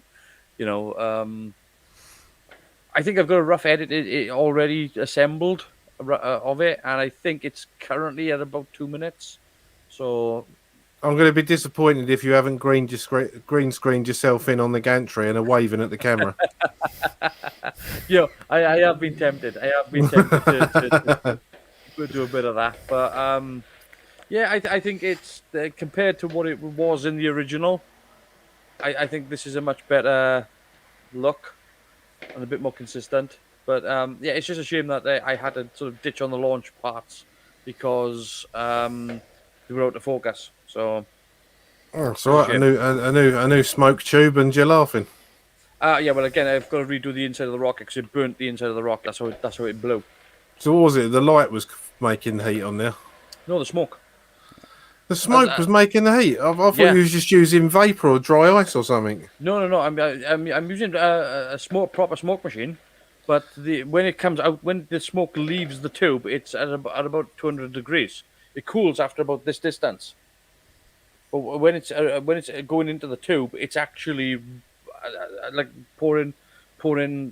Well, how it vaporizes is that it's about twice the temperature of a kettle. Right. So when it leaves the tube, it's literally melting the tube as it goes through. So it's gone into the rocket. It builds up in the rocket, which condenses. I've built a natural condenser inside the rocket. That's why you get this thin stream coming out of the bottom of the rocket, which gives you this jet. because they've got the lights going around it to illuminate the smoke as well. So that then it becomes a natural condenser. It builds up the fluid, and it just ate through the tube, basically. Just Right. plastic. So what can you like use a longer tube and set all the heated parts further back? No. What I'm going to have to do is put a new piece in, film it to destruction. Right. Okay. That's pretty much it. It's not really. If I put a copper tube in there, it'll just act like a conductor. So it'll just literally just melt everything around it. And it'll stay hot for longer, so it'll do even more damage. So yeah, it's basically that's pretty much my option is to put it in, get what shots I need as fast as I can, and then hope it doesn't destroy the model. So that's pretty much it. There's not every shot requires smoke, mind. It's only one shot that really requires smoke, maybe two, which is the departure angle. But once it's in space, it doesn't really require it. So there's that. There's also another shot that I really want to get in, which does involve using maybe a heat gun as well. So that's going to be an interesting shot to do. I think it's a little bit better than what they previously had. So It's a shame I don't live around the corner. I could come around with vape and just blow strawberry flavour into it. Do you know the thing is though I think people don't realize the level because like back in the old days they used to use like a halon, which obviously you can't use these days because it's illegal for a start. But they used to use like a CO2 as well and just invert the can, and that would cause the smoke to come out, or it would look like smoke, but it was actually just jetting. But the problem is that for those systems, it would only jet out smoke like about this far, and then it would vaporize. Whereas I'm blowing out a 4-foot trail. You know, it's behind the model. It's literally dispersing right behind the model, and it's like it will hit the other side of the room, and then it'll just fill the because it's literally, that's what it's for. It's a full room fogger, but I'm using a very light version, so it actually dissipates really quick, as opposed to my dense fog one, which is just like you can't use that for this. You'll never see a thing. I think I showed you the photo of my lounge. Didn't I? Yeah. Yeah. Just your ghostly hand in the middle. Yeah, it's just like Jesus Christ. It looks like an 80s bloody horror movie poster. But yeah, so that's where I'm at for Ambassadors of Death. So it is happening. It's just the fact that it's taken. It was a bit disheartening when the tube ruptured. That's all. So it just meant I've got to do operations on it, and it's just gonna take a little bit longer. That's all. Hopefully I'll get something done tomorrow at sort of the latest. Well, I suppose on the plus side, you've got an off camera side to the model, haven't you? So you can go in that way without destroying what's going to be seen. Yeah. That's exactly why I built the model the way I built it. Was that it can be shot offside, so you won't see the other side. So any operation I have to do on it, where I have to cut the thing open, I can glue it back shoddily, and nobody's ever going to see it because there's going to be fins in the way. So that's the plus of that. The minus of it is I've still got to cut it open and go in. So it's but I think it'll be a nice little thing to see as an exercise in what they could have done in the show. Because the annoying thing with the Pertwee era is the fact that they did have all these tools at their capabilities at their disposal, and they seldom used them in favor of CSO, and it became the crutch of the series. I think that they would automatically fall back on CSO instead of using these other techniques. And I think I show you the test I did for the rear projection. Yeah, you did, where you were stood in front of the planet. Yeah. I mean, so that technique still works. It's not like they didn't have that option because they literally used a rear projection in Ambassadors of Death. Yeah, I mean, only a real idiot would use a blue or green screen every time they make a video. Hang on. It is amazing where the technology has come from, mind. From to where it is today. But even so, like a rear projected shot, there are plenty of times people don't even realize where rear projection is used, because sometimes it's done if it's handled right. If you get the camera right, if you get the lighting level correct, most of the time people don't even know it's rear projection. I mean, so there's some ironically out of what some people regard as probably the worst Star Trek movie, we get some of the best examples of it, which is in Star Trek Five, where they're in the lounge with the ship wheel. Yeah. Oh yes, yeah. That scene, all the stars outside are actually there. The actors can see that all the stuff where they're approaching the barrier, all this stuff, they can actually see it because it's all rear projected. Yeah, right. I didn't know that. It's one of so to add credit to Star Trek Five, most of the film was shot on high sensitivity film. It was basically shot on night light film. That's why it all looks really really bright. It's because all the sets for the Enterprise were shot on that film, and that's because they were using a lot of rear projection. The main view screen was rear projected. The whole thing whereby Kirk is talking to Admiral Bennett, he was actually there on screen. It was shot live, and it's something that I think they used it a little bit in Star Trek 6, but they've never done it since, and it's a shame because it's an option. But even today, you think about it. Today's even easier because you could just feed a live camera feed into a laser projector, and you could literally have the actor perform live onto a screen and have the other actors interact with it as well. Mm. And it's something that they just... I don't know why they don't. They just like to do things awkwardly, I guess. Yeah. But I mean, there are plenty of... I mean, I know they did it for Flight of the Navigator. The view screen in Flight of the Navigator was rear projected. So that was live. I think there was only one replacement shot in Flight of the Navigator because it was a pickup shot. Not for any other reason other than it was a pickup shot. So they had to do it for blue screen, but the rest of it was rear projected. And there's lots of stuff like that that people don't know. Like the bike chase in Terminator 2. Yeah. The bit where Arnie picks up John off the bike and puts him on his bike. That's all rear projection. All of it.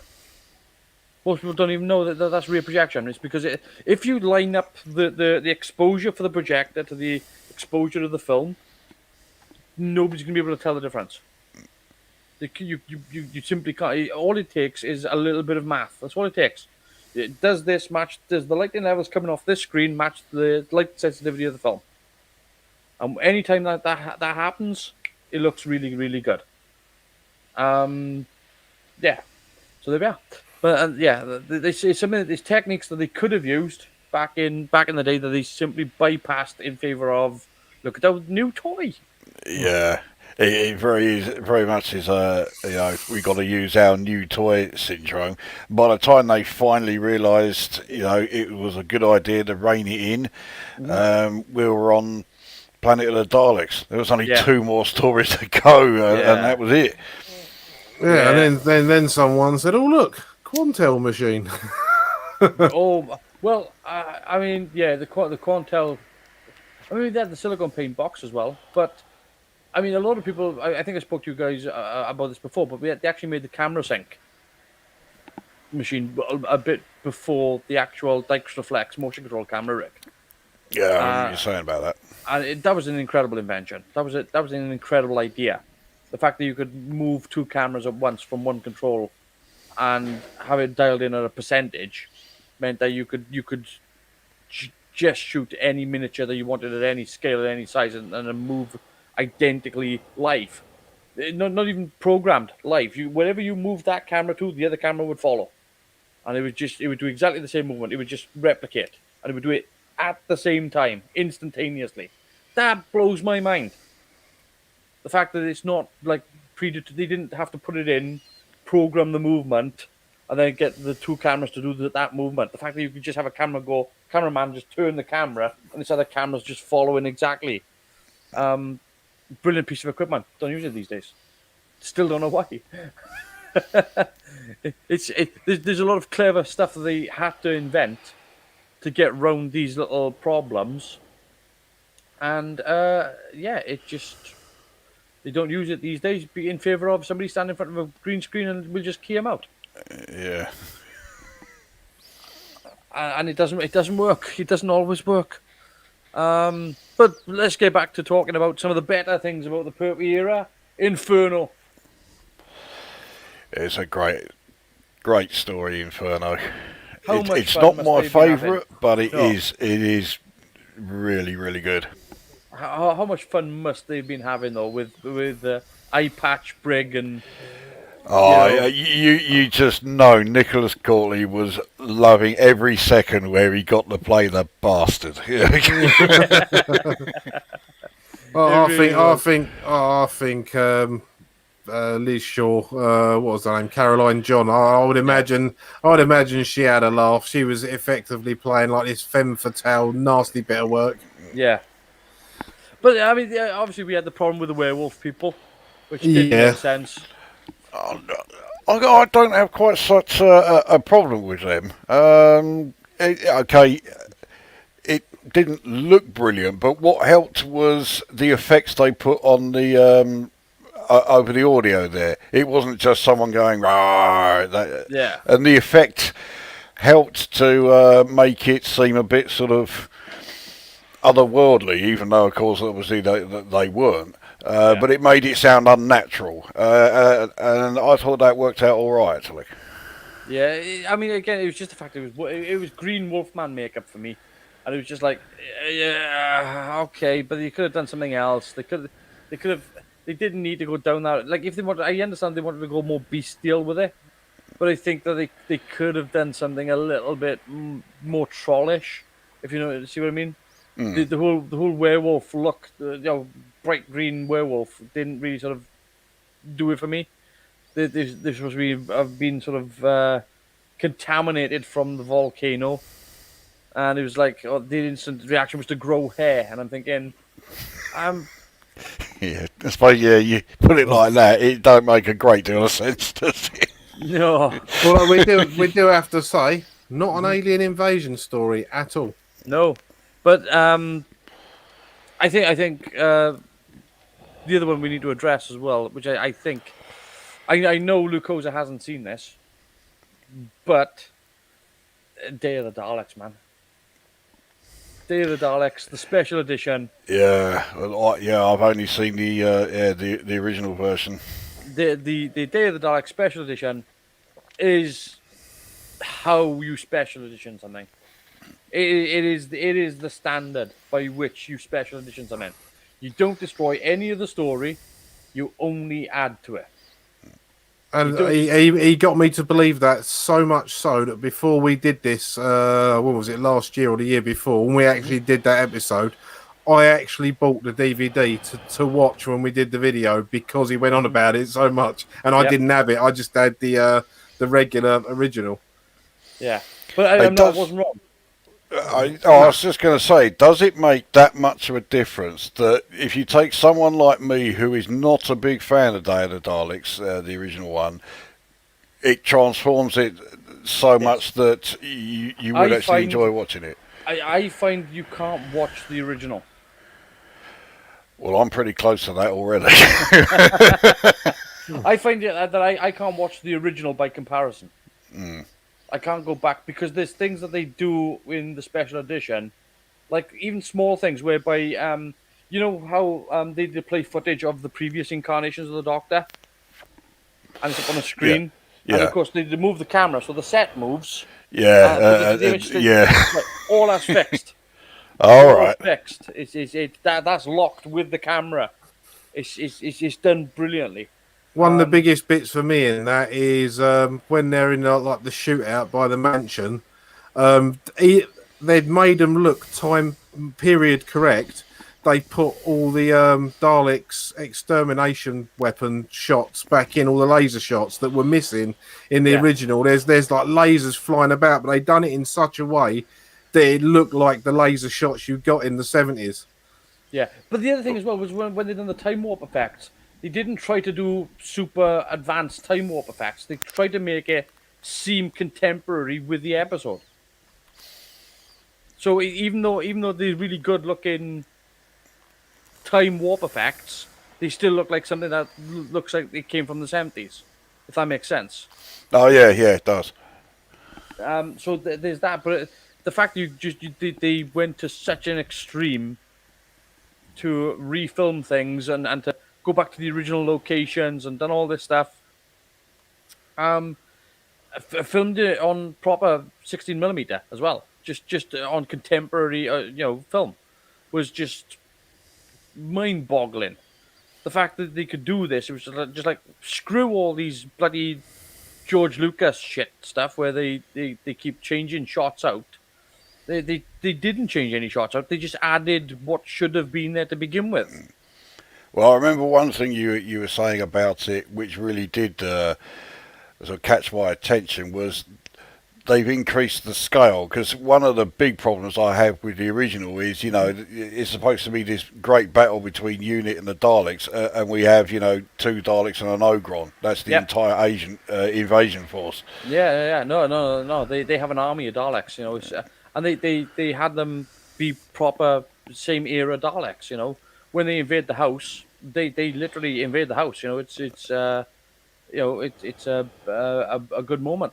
But again, the simple things that they added in was strafing bullets, because people were firing bullets and you weren't seeing any. It was just like the guns were going off, but that was it. But now they've added in the miss shots that you see the dirt getting kicked up in the floor, so you can see where they actually shoot into and why and how they miss in and so on. Because if you've got somebody with a gun, then all you can see them is doing this, and you can't see where. It's like, how the hell did this person miss? When you see the strafe on the floor, you can actually see where the bullets are going up the floor past the person and just narrowly missing them. And it's like, that's really cool, because now you can see, okay, the guy did miss, but you can see how close it came. So now it's like it actually adds more to the tension. Right, I'll mute the sound. Yeah.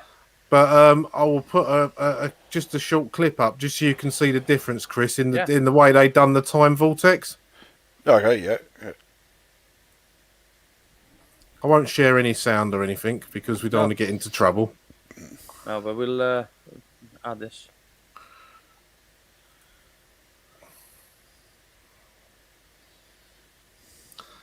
See, they didn't go mad with it, but they made it still look like Doctor Who. I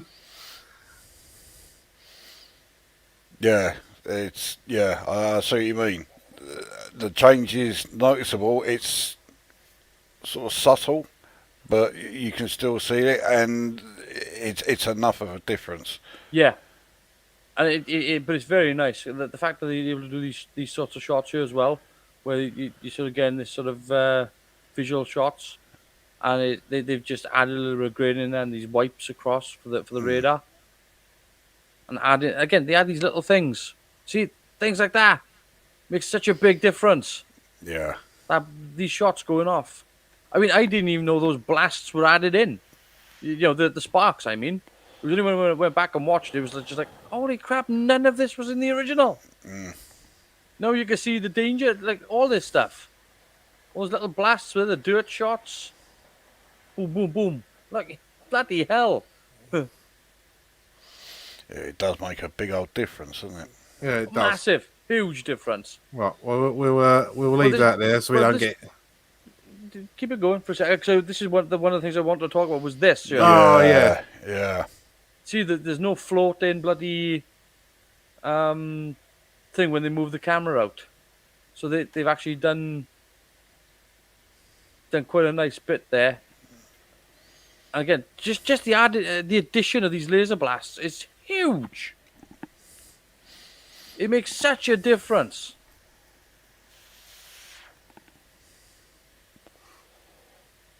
Yeah, because they haven't made it look like weapons that were computer graphics from 2011. They've pretty much made them, Yeah.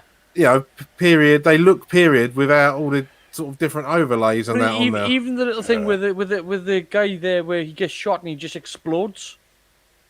If you back that up a little bit, Chris, you'll see where the guy where the exchange fire and the Dalek shoots him and he disintegrates. I think it's the shot before this, not this one, the one before it. Oh, the Ogron's firing. Yeah. So like, watch this now, right? So the Ogron gets poof, there, poof, just pops. But there's also another one where there's a closer shot of the guy disintegrating from it. But even this here, where they get shot by the Dalek and you can see him you can see his skeleton there. It's all these little things add up, and it's just these nice little touches that they've put in there without going too far. And it's really strange because when you don't see it, when you go back and try to watch the original one, you miss it. You didn't know you missed it until you saw it. Like, do you know what I mean? Yeah, I know what you mean. And I think there's one here, yeah, because there's more Ogrons, more Daleks. See this whole thing with this. See that strafe? These little things. The bullets, the sparks coming off the Daleks from being shot. Yeah, there's a lot more Daleks in this bit Yeah. now as well. Yeah. But the fact that they literally reshot this was just mind blowing to me. A load of fans, weren't it, with their homemade Daleks and that. I mean, just absolutely batshit crazy, if you ask me. But wonderful, batshit crazy, but in a wonderful way. To see all these shots and just like, holy hell, there's some kick-ass action going on here. Yeah, and what I'm seeing here, even though I haven't seen, this is the first time I've seen any of this. It's definitely the most impressive of the special editions that I've seen so far. Because I've seen some that just have me thinking, why did they even bother? Yeah, exactly. But that, yeah. It's very impressive. It is, yeah, and it's because they follow the story. It's because they follow what was in the script, and they only add what should have been there anyway. They put in the special effects that are missing. They're not trying to do, we're going to put a bloody Tauntaun walking by in the background. Yeah, they're not doing any of that. It's just, this was missing. This should have been here. There's this impressive battle with the Daleks and UNIT, which he says in the script and which doesn't appear on screen. So let's put that in. And I think, to me, it made such a huge difference. Well, again, just on the bike chase there, you're by having all those blasts going off. I didn't even realize until I went back and watched the original that the sparks and the explosions there were added in. I thought they only added in the beams. I was like, oh, okay, I can see they've added beams here. I thought that's great. I went back and watched the original. It's like none of this was in. It was just Pertwee riding around in a field on a quad. So in the original, it does just look like he's just driving around, for no reason, and you're sitting there thinking, why don't you just drive off in a straight line? And now you can see why. Yeah, it's like all these blasts going over. It's really, honestly, it is such an impressive. I mean, it's 10 years old now, but it's such an impressive thing. And to me, that's how I would. This is why I've said to people before, I wouldn't do a special edition on something unless it was everything. I don't like the fact that, because they added those blasts in, but they also added the sound effects. They also, put those strikes in. They also put the explosions in. They put the noise for the strafes in. And even little things whereby the strafes hit the Daleks. When you get the sparks, they put the noise in for the as it hits the Dalek. And that's why it's like, it actually reformed my thinking on how you do a special edition. To the point where it's like, if you're going to special edition something, you should do it all. You shouldn't just do, I'm gonna put impressive CGI in it. Yeah, just add in a couple of 10-second scenes and say, there you go, that's a special edition done. Yeah. The good thing about that was I'd obviously that the original was one of the few Pertwee stories I had seen, Because obviously, when you're showing your children Doctor Who and they're into Doctor and the Daleks, they want to see all the Dalek stories. So I knew I'd seen the original once, and I ordered the DVD, and I sent Colin a message, said, yeah, I've got it, and sent him a picture. And I said, I'm not going to watch it until, I think we was doing them on Sunday then, weren't we? I said, I'm not going to watch it until Sunday. So when we did the stream, that was the first time I'd seen the special edition, because I resisted watching it for nearly a week. And it was hard work, so I really wanted to see it. Yeah, I imagine. It doesn't disappoint. Honestly, it goes to show, like, the story was there. They just didn't have the way to execute it. And it's one of the things that, this is what I would say about Invasion of the Dinosaurs. If they're going to do Invasion of the Dinosaurs and put it on Blu-ray, they need to redo all the visual effects and everything in that story. Oh, yeah, and then some. Like, well, you remember when we did the watch through of that, you showed that clip, and I think that was just someone on YouTube had just knocked it up together. It was really a vast improvement over the original. Yeah, because the T-Rex looked like a T-Rex. Yeah. I mean, that's a pretty good start. But I mean, to do that with all the dinosaurs, and it's not just what's clever with it, with Invasion of the Dinosaurs, really and truly, because they were stuck with the technology that they had in the day. All the shots are still replaceable. Yeah. Because they're all locked off shots. Because there's they weren't going to do these fancy zooming in, zooming out, moving the camera around shot. It was going to be, right, we're going to do this matte shot where we're going to matte Jon Pertwee into this scene. So to replace that scene, it's dead simple, because you can just rotoscope that area, not even him, just that square, and just insert the new shot. Yeah. So it's very, very easily done. Plus, it's easier these days to match lighting levels now as well. So you can just sort of, right, he's too bright, let's take him down a little bit. This isn't bright enough, let's take it up a little bit. And you can bring it in line, and then you can color grade the whole thing together. So it's like, right then, there you go. There's the original, there's the new print. And you could do it, and it would, don't get me wrong, right, it would probably be the most expensive replacement of all of them. But it's the one that needs the most help. Yeah. The other thing about the Daleks one as well is the actors, is it Oliver Gilbert and Peter Messerlin, didn't do a very good job with the Daleks, so they also re-recorded the Dalek voices with Nicholas Briggs, who's the guy that does the Dalek voice now. And that's he's one of the best things about the new era of Who, because his Dalek voices are superb. There was one Dalek voice in Day of the Daleks that was absolutely dire. Whoever it was that did the gold Dalek Supreme. The other voice I didn't mind so much. It wasn't great, but I didn't hate it. But the gold Dalek it was a bit voice shrill, was though, dreadful. wasn't it? Yeah. And again, that's the other thing. But honestly, when I go back and try to watch the original cut of Day of the Daleks, I'm glad I've got it. But I'm glad I've got it for a comparison. Because it's utterly unwatchable by comparison to the special edition. And I've never looked at a special edition ever and gone, oh, this is superior to the original. The only time I've really done it, because even when they've done the special edition with Red Dwarf, right, it was like, this is shit. This is absolutely, when they've done the long pencil Red Dwarf and they replaced the shot with that, and it was just like, I don't know what that is, but why did you do that? And then they put it, because to me, it's always the case of you've replaced one bad special effect with another bad special effect. And anytime you do that, you just make it worse. You don't make it better. You haven't improved it. But there's very few I can point to and go, okay, that is an improvement. I can think of one film. Aliens. Yeah, I mean, well, you're dealing with James Cameron there, because I actually have Terminator 2 in 3D.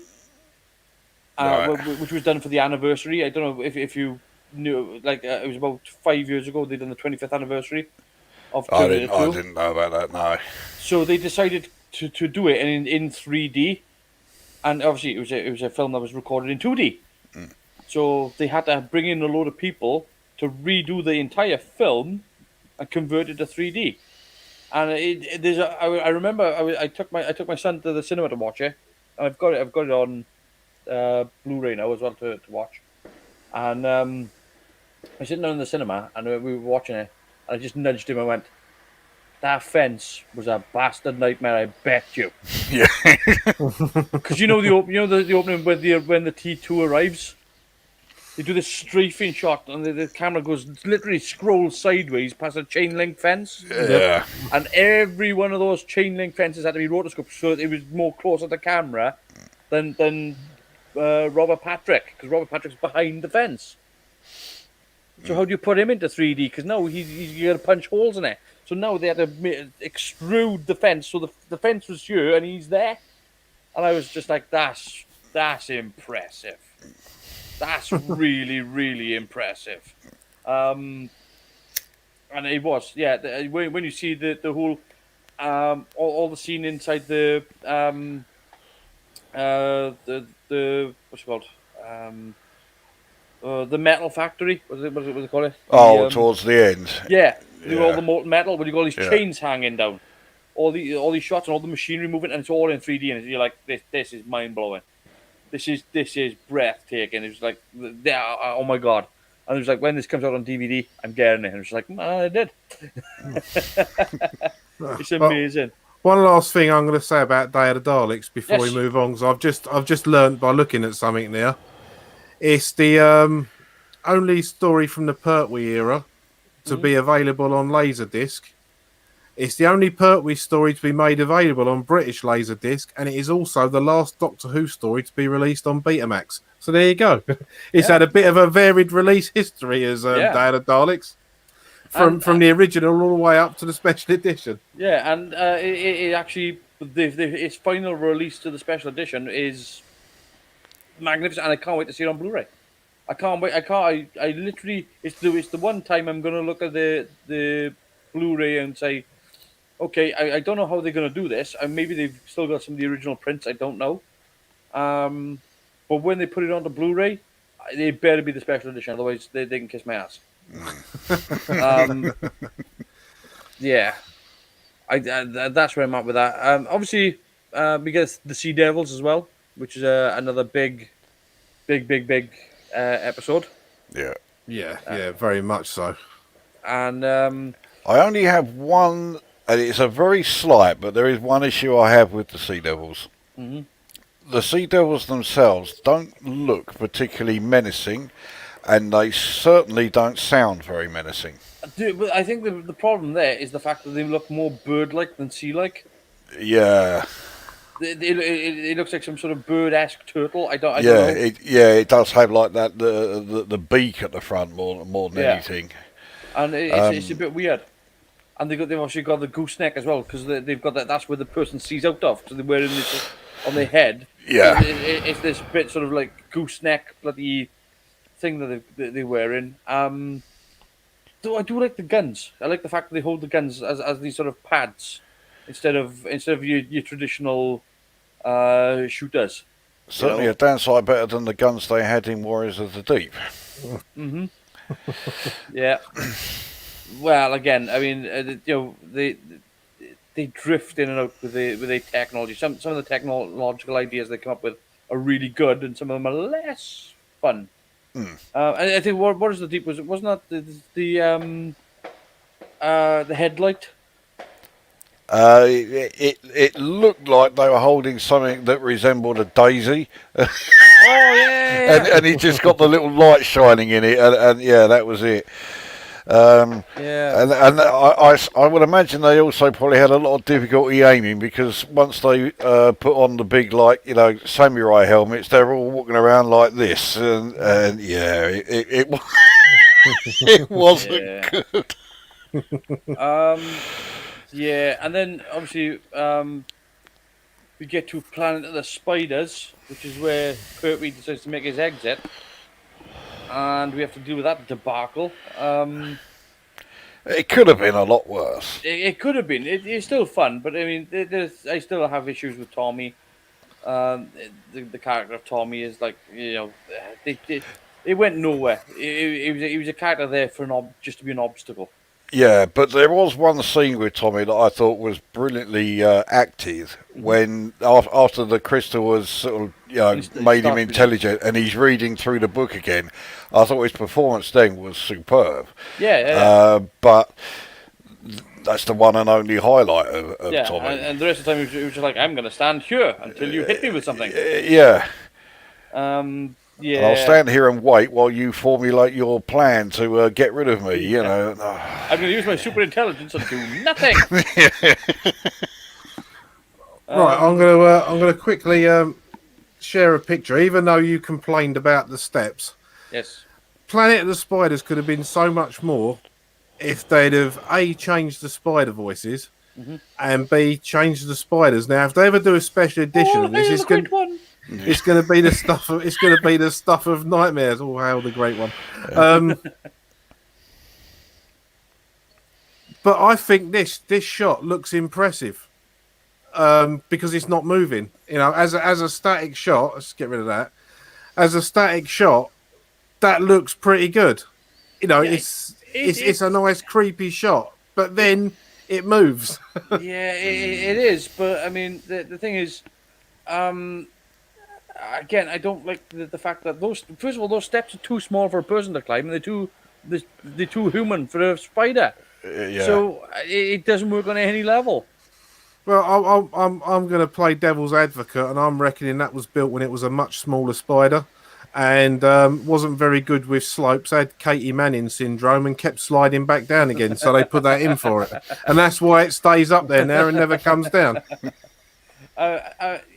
Again, it does. The problem with Planet of the Spiders is the fact that it falls down on its execution. Yeah, It all comes every single time that there's a problem with anything from this era. It's the execution. It's not the idea; it's the execution. You know, it's the same when you got Gareth Hunt and all these people dressed up as 1920s Apache Indian-esque interpretations from the cinema, wandering around what appears to be an abandoned butlins in the middle of Arizona. speaking a weird blend of West Country and Norfolk. Yeah. And you're like, nothing about this works. Yeah, I must admit when you see those, when you see them, they do. I mean, the costumes they're wearing, I've not got a problem with that. But what you don't expect is one of those people that look that way to go, all right, me lovely, because it just doesn't work, does it? No. That's why David Prowse was dubbed over in Star Yeah. Wars for that very Can you reason. imagine? Can you imagine if they hadn't? You just don't know the power of the dark side. Well, have you seen? You must have seen like the clips where he Yeah. was using his, and apparently he was like really pissed off that they changed his voice. He was Yeah. convinced that they were going to still use it. Well, I must admit one of the funniest lines of all is where he's talking to Princess Leia. You're a rebel spy and a traitor. It just doesn't work. Yeah. Yeah. I think the reason it doesn't work so much as well. I mean, all right, it doesn't work, but the reason it doesn't work so much is James Earl Jones has got such a voice. You know, Yeah. his voice doesn't really have an accent to it. I've found James Earl Jones. It's just James Earl Jones, and that's it. Yeah, no, I mean, again, he does really sort of he's got such a good timbre to his voice. You know, he's down there when he speaks. You know, his whole voice is really it's what they want. It's what they need for the character. They need a booming voice. You couldn't have, and it's the one thing that they did great with Albert, which we talked about yesterday actually, is by having the character be not angry. You know, he was an angry character without anger in his voice. Like if you you know, you never had Vader going for the love of you know, Yeah. which is what he had with Kylo Ren. Yeah. But you can't imagine Vader going back to his place and just starting, you know, beating up the bloody droid or something. It just didn't happen because his voice was always on that level. Like you are a part of a rebel alliance and a traitor. Take it away, and that's where it was. It wasn't any. this is my problem. This is why I really love Kevin Conroy as Batman. Which is why I think he's probably my favorite Batman, and that's because Kevin Conroy's Batman never shouts, not ever. He never shouts in anger at all because he says Batman doesn't get angry because Batman is always in control, and and you watch his performance as Batman and he never ever, the only time he ever shouts at all is if he's telling somebody to duck or get down. The rest of the time, even when he's like grabbing the Joker, it's like you bastard. And it's always that level. It's never. But you watch the new trailer for the Robert Pattinson one, and he's all shouty. He's all shouty Batman. And it's like well, okay, there it goes. I don't need to see this. I wish I did, but it's just I can't watch that.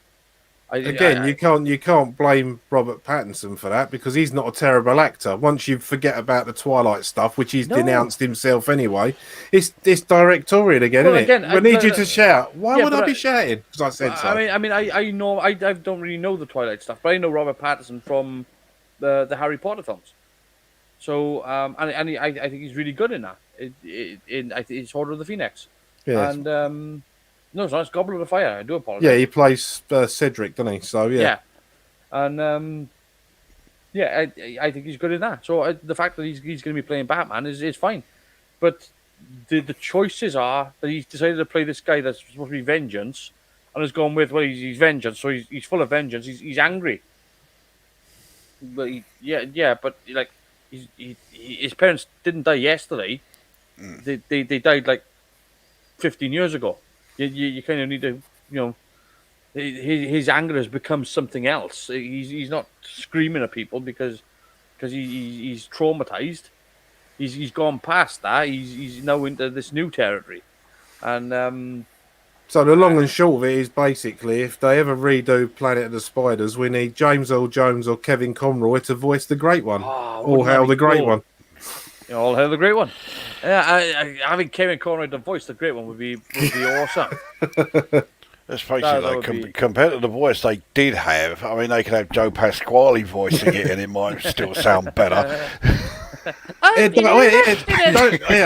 Don't disrespect Joe Pasquale. I found out something. I've got a friend I've known for a couple of years, and he's teamed up with Dacre Stoker, the nephew of Bram Stoker, and they've started this whole, or great nephew, I should say, and they've started this whole new vampire series. And one of their writers that's working with him is Joe Pasquale. I had no idea that Joe Pasquale is a successful horror writer, and he's really good. Really? Who knew? I didn't. I found that out a few months back. I was like, what? The Joe Pasquale? Is it yet another Chris? Is it Chris McCauley? He went, yeah, the Joe Pasquale. I went, what? High-pitched, helium-voiced comedian. I'm going to get on your nerves, Joe Pasquale. He's like, yes, Joe Pasquale.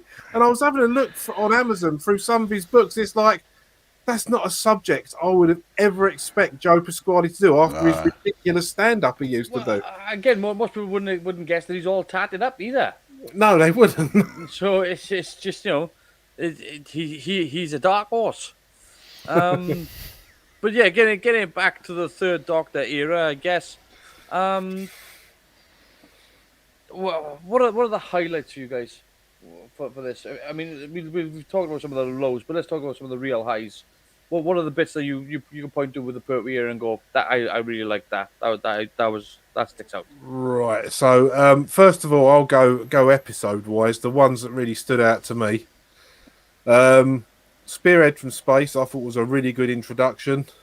In fact, I enjoyed. I thought all of his first series was a highlight. It was only really the music in Ambassadors of Death that let it down. Yeah. Anything that Roger Delgado was in tended to be quite a highlight.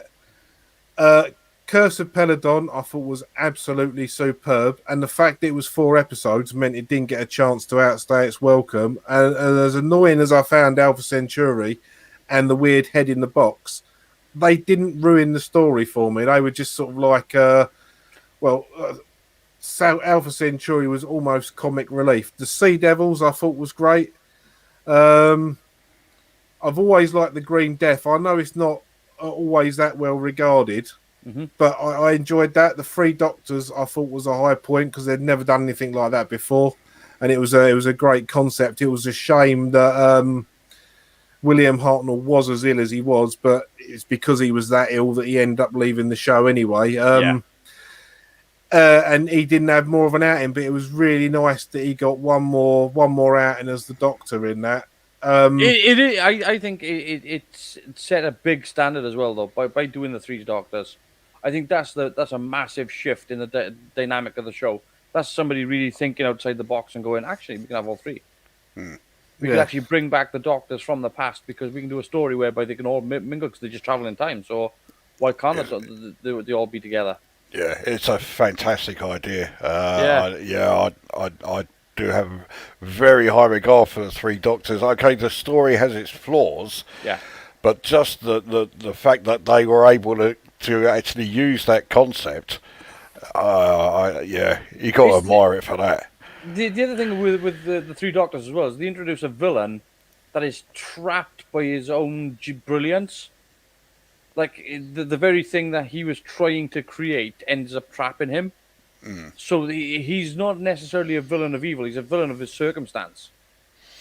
Which is, he's kind of stuck where he's at because of he done this great thing which give the Time Lords this civilization, but as the consequence was he ended up trapping himself, and basically he becomes a villain because he has no other recourse. He wants he wants to escape, he wants to leave, but that as a consequence to that, it would be devastating because it was already devastating Gallifrey. I also noticed when we watched that, and you think he'd know, he didn't say anything at all about children that might have been a bit timeless. Funny that. Yeah, it's rather strange, but also in that they do also mention the Doctor's past lives, and at no point do they go back further than Hartnell. So yeah, it's one other Bruce thing doesn't show up. Yeah, I'm not sorry about that. One other thing that I did like about it was whenever William Hartnell was on screen, Patrick Troughton and John Pertwee, I'm sure it wasn't acting either. You could see they had nothing but the utmost respect for the guy, and I did like that. If he told them to do something, they did it. They didn't question it or anything just because it was the first Doctor telling them to do it. Yeah, and it's. I think it's one of those stories whereby it was. I think it was paying respect to its own history. I think it was kind of looking at what had gone before it, and it was like saying this was a gift. The three Doctors. It wasn't the most well budgeted, and it wasn't the best visually. They could have improved on that. They could have spent a bit more money on it here or there. Certainly on the sets, because some of the sets were not very imaginative. But it was pretty much bubble wrap, and but that said, the story itself gave rise to other stories like it, all the crossovers that we've had since, and even to the point where we've had the Master crossover with his past self in World Enough and Time. So that was that. Those sorts of things wouldn't have been possible without the third Doctor, the Three Doctors. It just wouldn't have. It just wouldn't have come about. And I think that I do think that it's a bit of a special story, particularly to see. I mean, it is a shame that William Hartnell was as ill as he was, but I think I'm just grateful that we got him back for what we had. It's because as much as they replaced him for the Five Doctors with what's his name, Richard Hurndall. Which I don't think works for me. It for some reason I don't know why. I think he does a good job acting, but to me he doesn't act like the first Doctor. No, that's true. He certainly looks like him. the way he moves around, yeah, he's got the gait. He's got the overall appearance right, but he doesn't behave in the same way that Hartnell did. He's not as harsh. He's too mellow, or he's because Hartnell just had this tone to him that Hurndall didn't. And, do we blame that on Hurndall, or is that directorial again? Well, again, Hurndall probably didn't actually. I think what happened, and this is we're looking at this retrospectively, right? I think what happened with Hurndall is that Hurndall was shown what Hartnell looked like, but most of the time, most people who was watching the Five Doctors had never seen a Hartnell episode. Yeah. This is pre-VHS. And a lot of the stuff from that era was missing or destroyed. So it was a case of, well, what do we do? Well, just play this way. And a lot of the stuff that they were writing in for the character was bad memory. Do you know what I mean? They were attributing stuff to this doctor that they thought had happened, but in actuality, it was the memory tricking them into thinking that's what they saw, when actually the old Mandela effect. Yeah. It wasn't the last time it happened in the Fifth Doctor era either, unfortunately. No. But I think that with the three Doctors, again, it was just nice to have. It was nice to see Patrick again as the Doctor. It was nice to see Hartnell back as well. And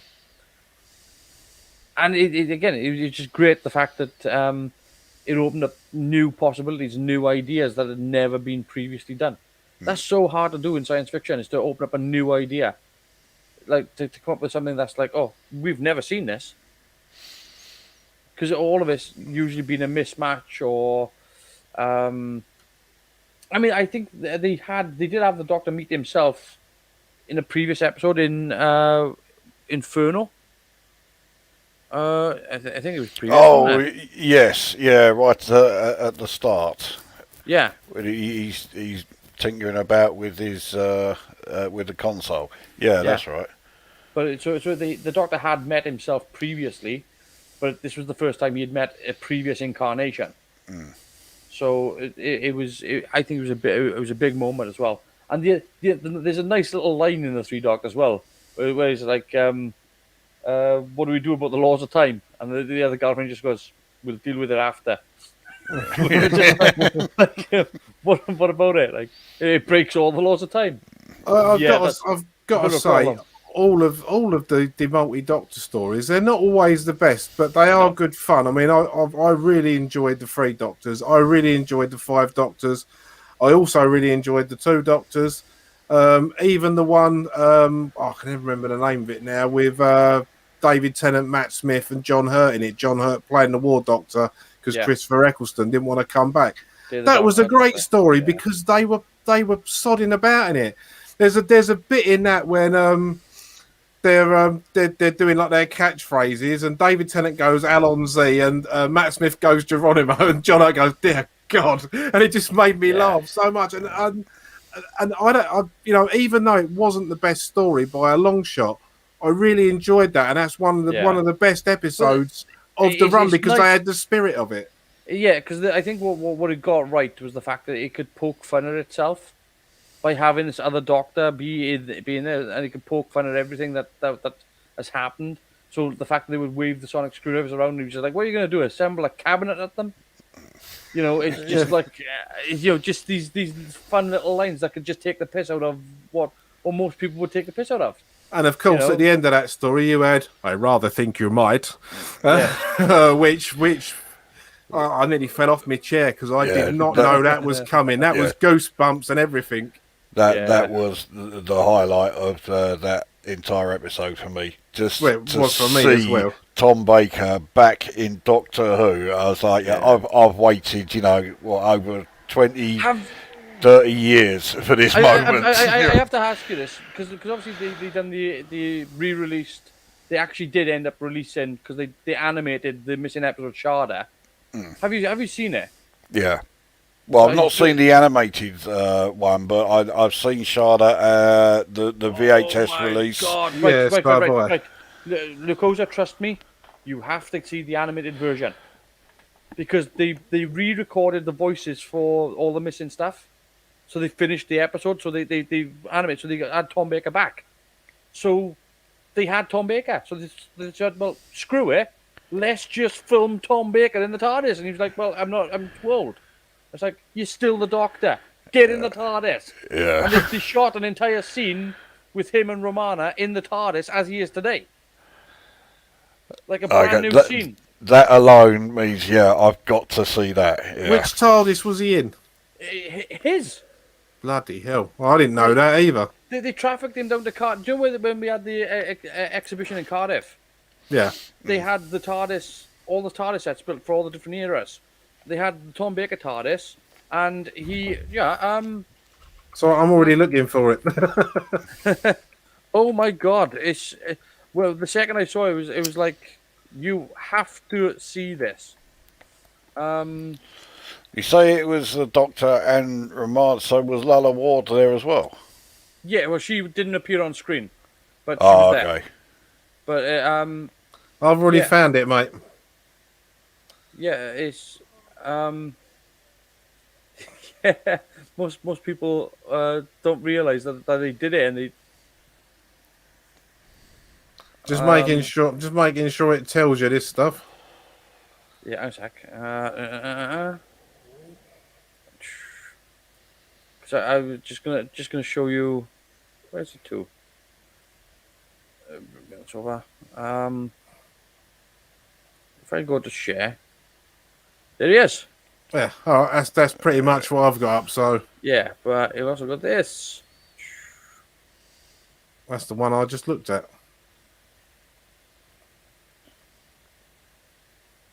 So they finished off the dialogue to redo it because it obviously was never completed. Yeah, it was strikes, wasn't it? That Yeah. was interfering with the production of it.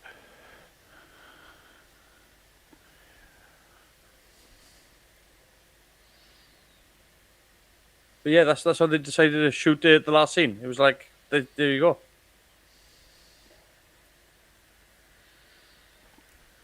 And again, it said, it was the first time he played the Doctor since 1981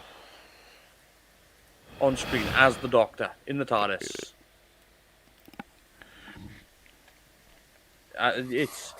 Having seen the scene as well, it's like, I like it because it's I mean, just so you can see what we're talking about here. It's literally, and they shot it 4:3 as well. Well, you'd have to, wouldn't you? Yeah. But yeah, they put him in his scarf. They were pretty all right. Yeah. Yeah, I'm going to have to see that. Oh yeah, it was a big moment. Bring myself back. Yeah, it's honestly when I saw, because I was just like, oh, they're just gonna finish off Charlotte, so they're gonna do an animated. And it was like, wait a minute, they didn't finish this episode. How are they gonna bring it back? It's like, oh, we're gonna re-record the voices. Yeah, They still got the actors.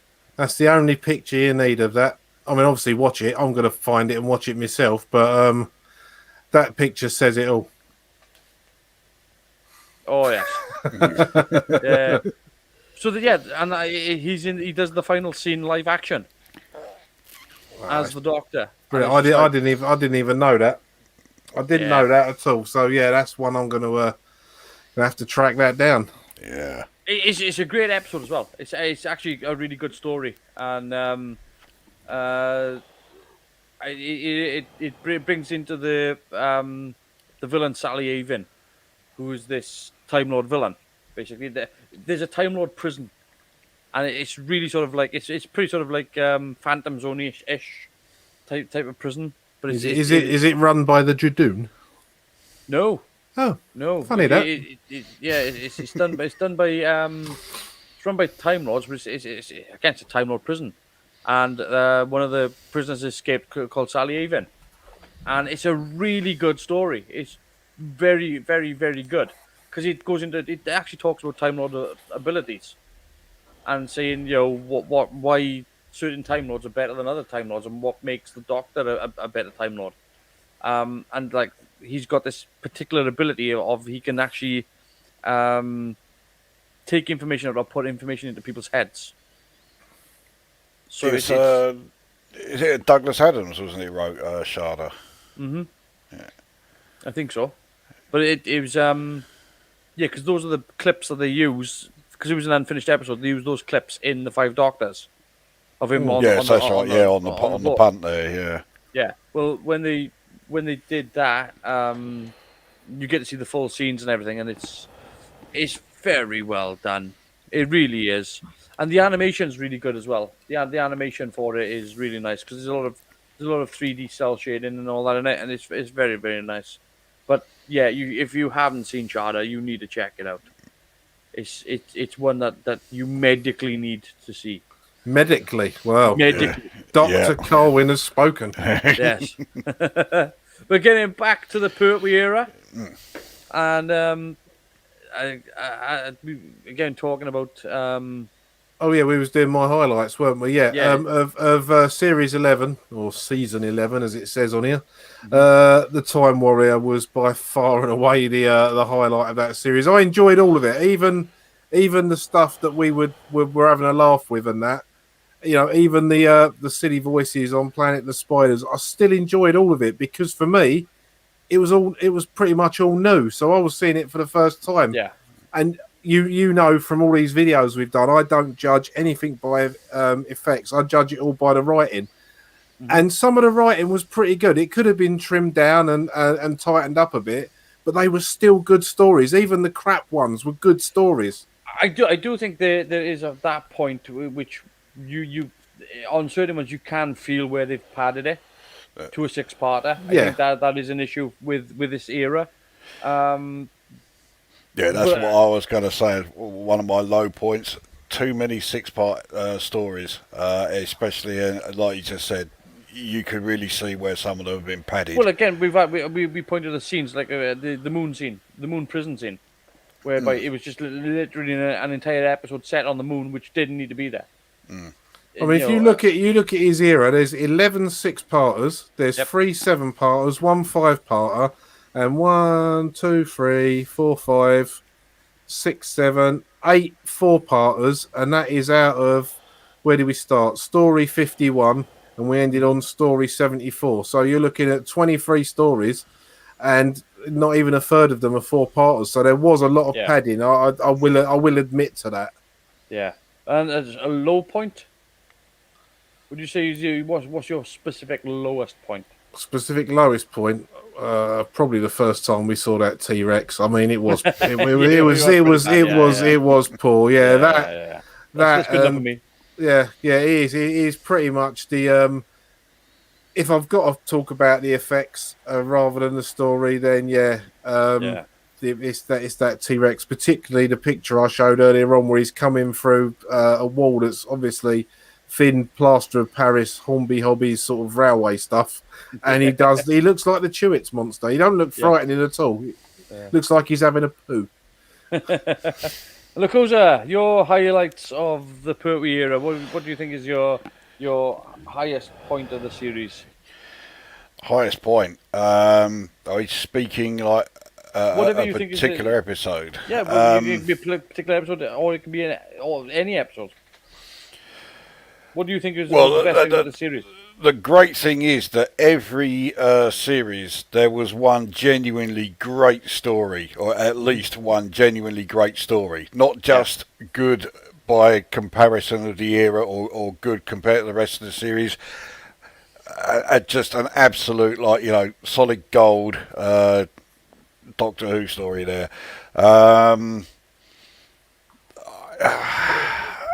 It's really hard to just try and pick one single moment that would be a highlight. No. Some of the videos you've made me do, I've had to pick my favourite. Yes, you get on and pick. Yeah. I am not going to cop out. I will come up with an answer. It's got to be like one particular episode. So I would go just with Terror of the Autons because we got the introduction of the Master, and bringing in the Master was a great idea, and they couldn't have chosen anyone better for the role than Roger Delgado. Yeah. So I would go with that as the highlight.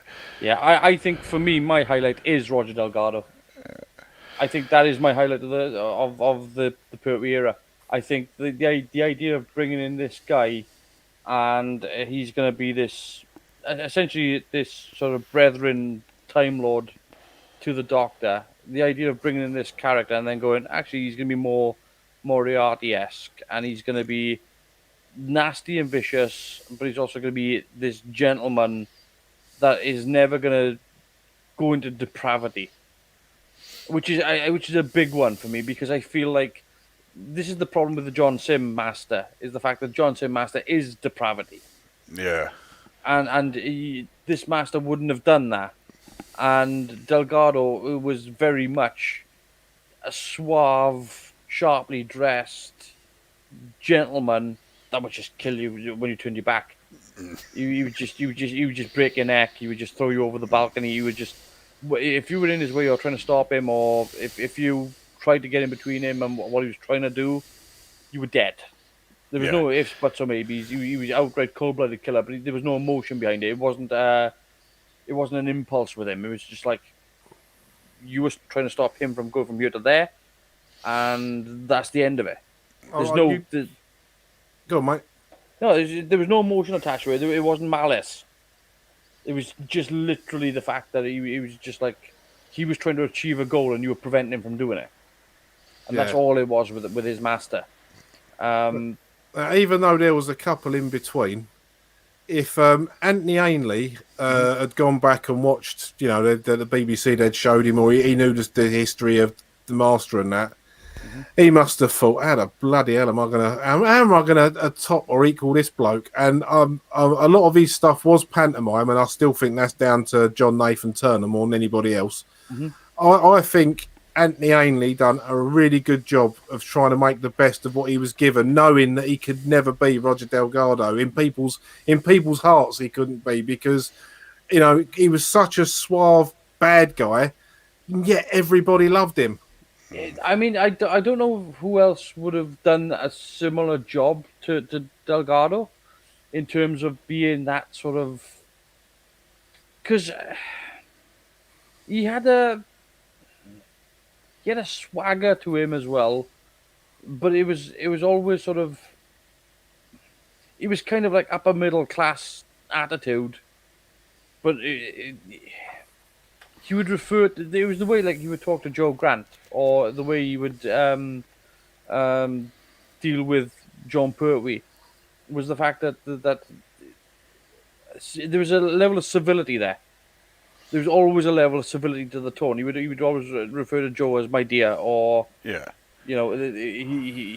never go like, oh, that bitch. I don't know if they'd have been able to get him in the 70s or the 80s because of what a big actor he was, and we've said it before. And I think the only person that could really come across and play the Master the same way Roger Delgado did would probably be Charles Dance. And I can't think of another actor that would be able to. I mean, Anthony Ainley done brilliant for what he was given. But if Charles Dance had been it, you'd have had someone else that would have had.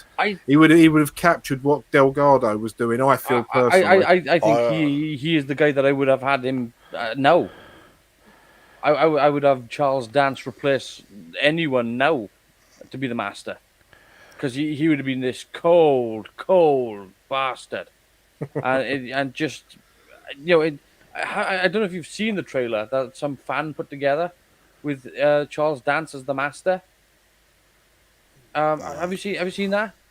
So basically, he took footage from other things and decided that he would like to have Charles Dance as the Master, and it's like, okay. And he took Charles Dance recorded a poem for the Winter Olympics, and he just put it over the top. I was just like, oh crap. That's nasty. It's I'll see if I can find it for you. Just so you can see it. Well, Well, remember to share the window and share the audio. Yeah. While I while don't- you're looking, the only other actor I could think of, though obviously this is going back to when Delgado was playing it, the only other actor I can think of who could have come close would have been Peter Cushing. Yeah. So Yeah, yeah. this is the. Actually, let me put this video up. Just so. Oh shit! What have I done? I'm trying to work this out. So I have to share this. Yeah, you should have to. If you share it as a Chrome tab share. and share the audio, then it we should be able to hear it. I don't know. It says share screen. Share Chrome tab is what you want. It doesn't say share Chrome tab. Right, hang on, let me tell you what it says then, because they've changed this since we used to do this. Application.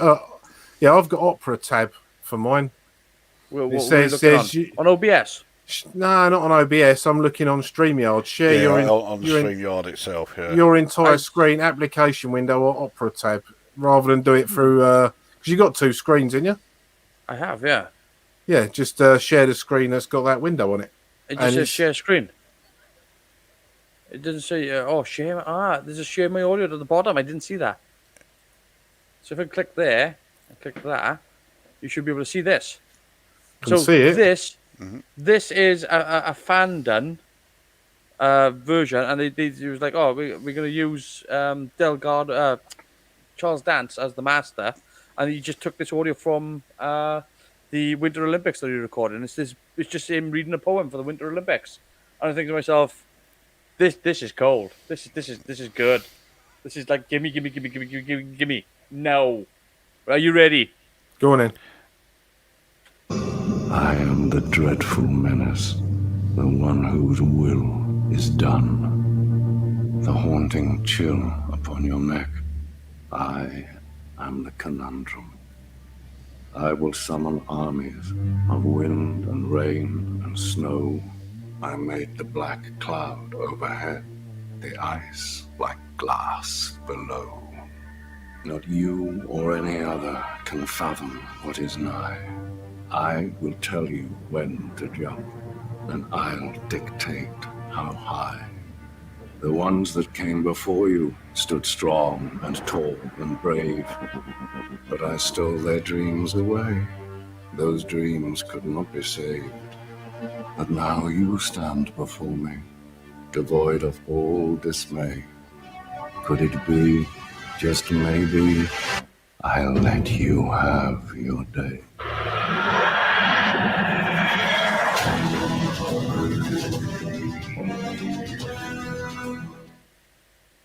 Now, what do you think of that? Superb. Yeah, was he the master or the doctor there? That's the thing. Oh no, And he that- was the master. Yeah, it's the master. That made a mockery of what the BBC actually did do with the Master. They could have done that. Yes. Instead, yeah. Oh, I mean, that's unbelievable, isn't it? Like, I got chills down the back of my neck. Genuinely. Just an amazing. It's just like what a choice he would have been for the master. Yeah. Like I don't want to take anything away from Sacha Dhawan. I'm pretty sure he's happy with his money and so on, but I don't want him. I want that. Yeah. I want that. Absolutely, yeah. You know, that was just like that. See, this is the thing. This is things that they could do. They could do it. They don't do it. Yeah, I mean, Charles Dance was in Game of Thrones, so he has moved to television from movies. You know, Yeah. you give him enough. He's a proper actor. He's a thespian. So you give him enough to get his teeth into, and he's like, oh yeah, I'll do that. Yeah, absolutely. But the thing is, like, to write something like that, that poem worked so spectacularly well that there's so many ideas in there that it felt like that this master was attacking all the memories of the Doctor somehow, and was sort of robbing him of his soul, or there was something going on. I was just like, I don't know what it was, but it felt big Yeah. and Yeah. personal. Yeah, that was great. It was unbelievable. Oh, so good, so good. Yeah, but the fact is, like that to me is the successor to Delgado. It's a shame, but it's not real. It's real in here. Yeah. For now, that will do. Yeah. And Yeah, I mean, it beats if I all the others. if I had £1 for every time me and you had said Charles Dance would make a perfect master, I reckon I'd be up to about £8 by now. Yeah. We've said it enough times. Yeah, no, but I mean, but there's the proof. There's Yeah. there's the proof of the concept. It's so good. I mean, I'm gonna watch it again. I'll put it on for us one more time, just so you can see it. I'm trying to remember when you two did that video where you were coming up with like your ideal cast. Which that was a great video. Yeah.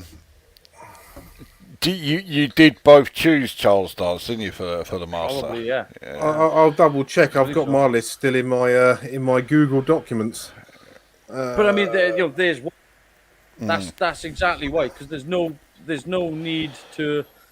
He is such a good villain actor, and he comes with his own swagger. He comes with his own charm. He comes with. I didn't have Charles Dance as the master, by the way. No. I had Who did Charles you have? Dance. I had Charles Dance down as the Black Guardian. Oh yeah. Okay. Yeah. I had Ian McKellen, I think. I had Ian. No, I didn't know. I had Ian McKellen as something else. I think I can't remember now. I'll have to look for it. Maybe I didn't. No, I didn't. But yeah, So let me just share this once again. So just so, and turn the volume up so you can take it all in. But this is just, this is what it should be. To have the Doctor face something worthy, and this is it. I am the dreadful menace, the one whose will is done. He's got a smile you can't trust. Chill upon your neck. I am the conundrum. I will summon armies of wind and rain and snow. It works well that they go I across make different the time black periods as well. cloud overhead, the ice like glass below. Not you or any other can fathom what is nigh. I will tell you when to jump, and I'll dictate how high.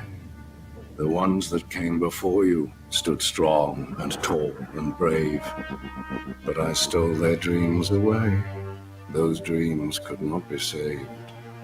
But now you stand before me, devoid of all dismay. Could it be, just maybe, I'll let you have your day?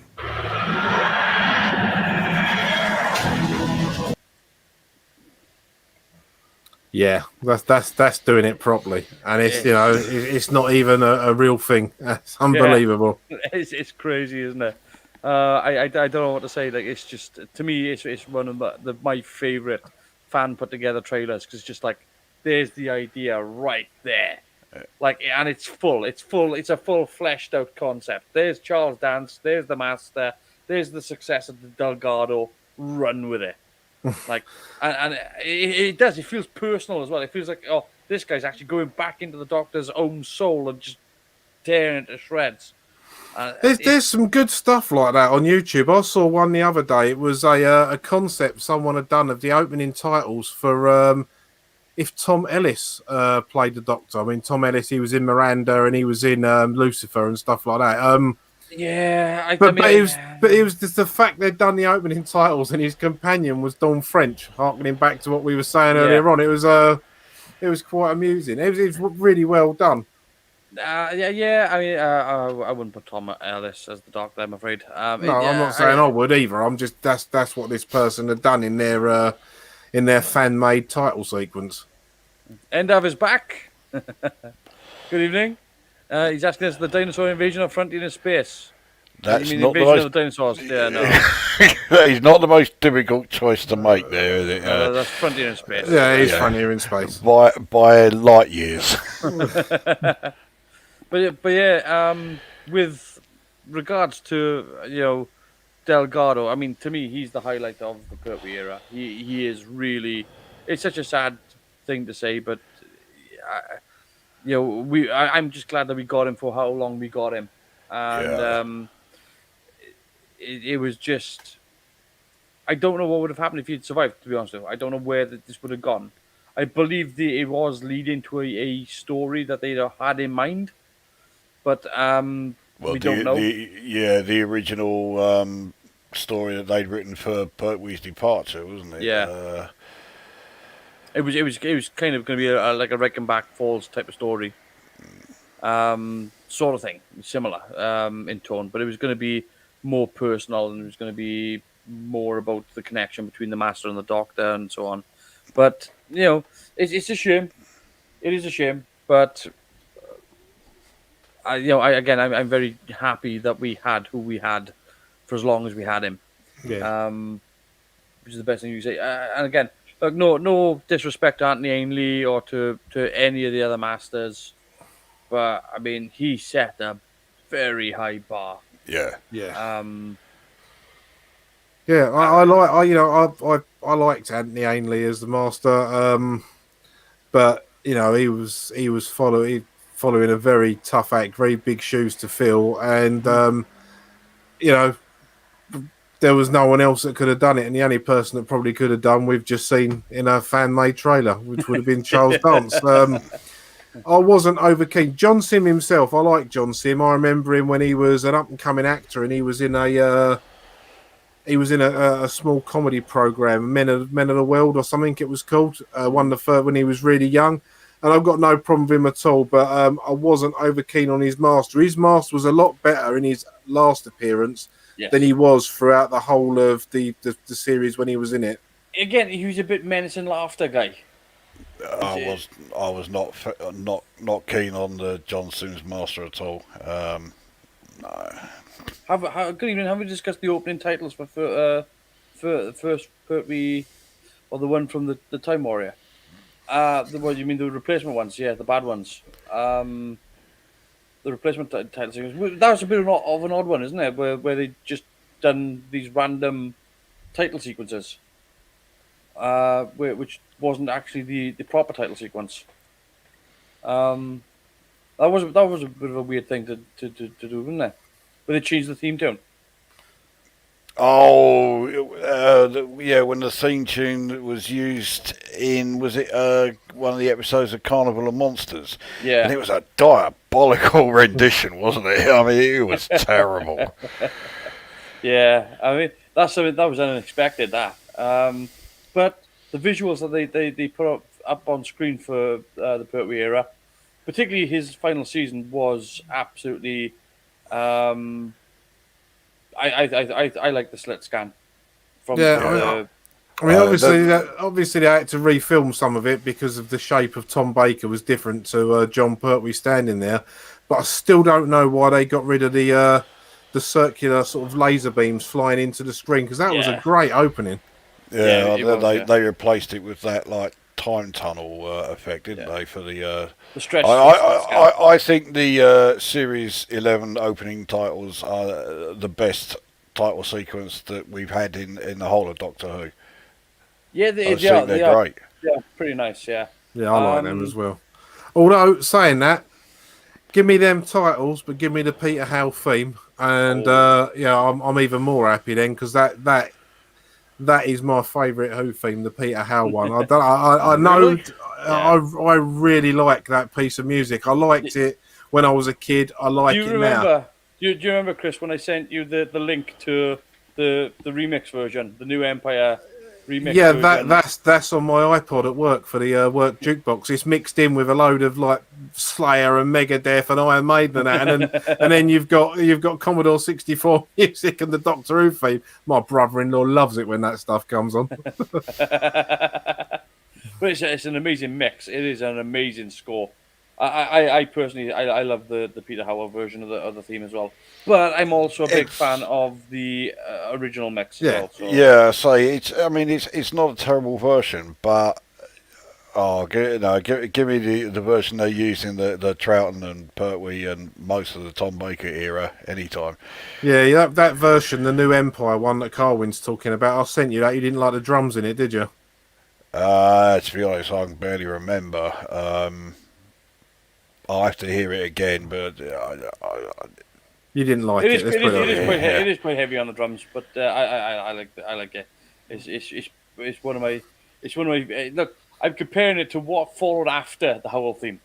You know, if you was if you that follow- Trial of a Time Lord version? Oh, yeah, that was piss weak. That one, wasn't it? and then you get the McCoy version, and then you get the movie version, which is just an orchestra score, which isn't bad. I don't think the movie score is that bad. Actually, it's weird that they start with the middle eight, and then go into the actual score, but then it does lead to. I guess it's very similar then to the Eccleston theme and the Tennant theme then, which goes a little bit more rocky as it goes along. And I then you didn't get mind. the I didn't Master mind theme. Murray Gold's theme. I think the reason I quite liked Murray Gold's theme is because he used the lead from the original Ron Grainer Delia Derbyshire version. He actually used he used some of that theme. He brought it into his one, so Yeah. it did have something from the original series in it. So I didn't have a problem with that either. But yeah, Sylvester McCoy's theme is one I really don't get on with. No, I'm not keen on it either. End up says that season 11 opener title sequence reminded me of 2001: A Space Odyssey.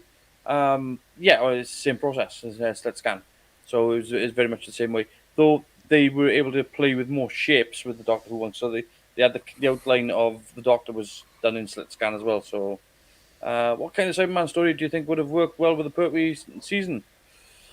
Well, this is something I never understood. Why did they not have a Cyberman story in the entire Pertwee run? I think it just didn't occur to him. I honestly, I'm not sure what state the costumes were in, but because they did rejig the costumes for Invasion, yeah. yeah for that part. So I don't know what would have worked well. I mean, given that I know- you were I trapped know. on Earth, Yeah, and we've already had the Cybermen invading Earth. I know Pertwee himself was not a fan of the Cybermen, but I somehow doubt that would have had any sway as to whether or not they would appear. maybe if they had done a Discovery kind of episode whereby somebody's discovered an Arctic expedition, discovered the crashed remains of the cyber ship or something like that. I don't know. Or a desert one, but it's very difficult because most of the things are set around London, so it's very difficult to do an Arctic bloody expedition in a quarry. See, that would have been what would have been really interesting there is if during Pertwee's era, I don't know how they'd have done it, but hear me out. If the Doctor or unit or whoever had heard from Joe Grant going towards the end of the series here, that they'd found a crashed ship in the middle of the Amazon. It had all been overgrown, and the Doctor finds out that was probably what killed the dinosaurs, and then they could have tied Adric back into that in Earthshock. It would have linked together really, really well. Or would they have found Adric's skeleton there or something? Adric weren't a thing then. Oh, poor old Matthew Waterhouse gets a lot of grief. He don't deserve, the poor lad. He was only a kid, you know what I mean? I told you, man, boy geniuses don't work. No, they don't. They don't work. What about Third Doctor meeting the Quarks or the Crotons? Maybe Big Finish might do it. No, I don't like the Quarks or the Crotons. I like the Crotons, the great space brummies. The Quarks, I mean, they look ridiculous, but I do think I do quite like the Dominators. Again, though, weren't wouldn't they? Was that what I'm thinking of? You're not thinking of the Mechanoids, are you? Oh, it could be. I might be. Let me just have a quick look here. I thought Quarks was the bar on Deep Space Nine. The Quarks from the Dominators, which I do like that episode. Yeah, but they got those weird bloody huge bloody. Yeah, the costumes are not one of the highlights of it. I must No. admit. There's a fair chance I haven't seen that episode. They couldn't turn their heads. They were, oh no, the Quarks, the bloody those box things that went like that, and they Yeah. one on here, one down there. Yeah.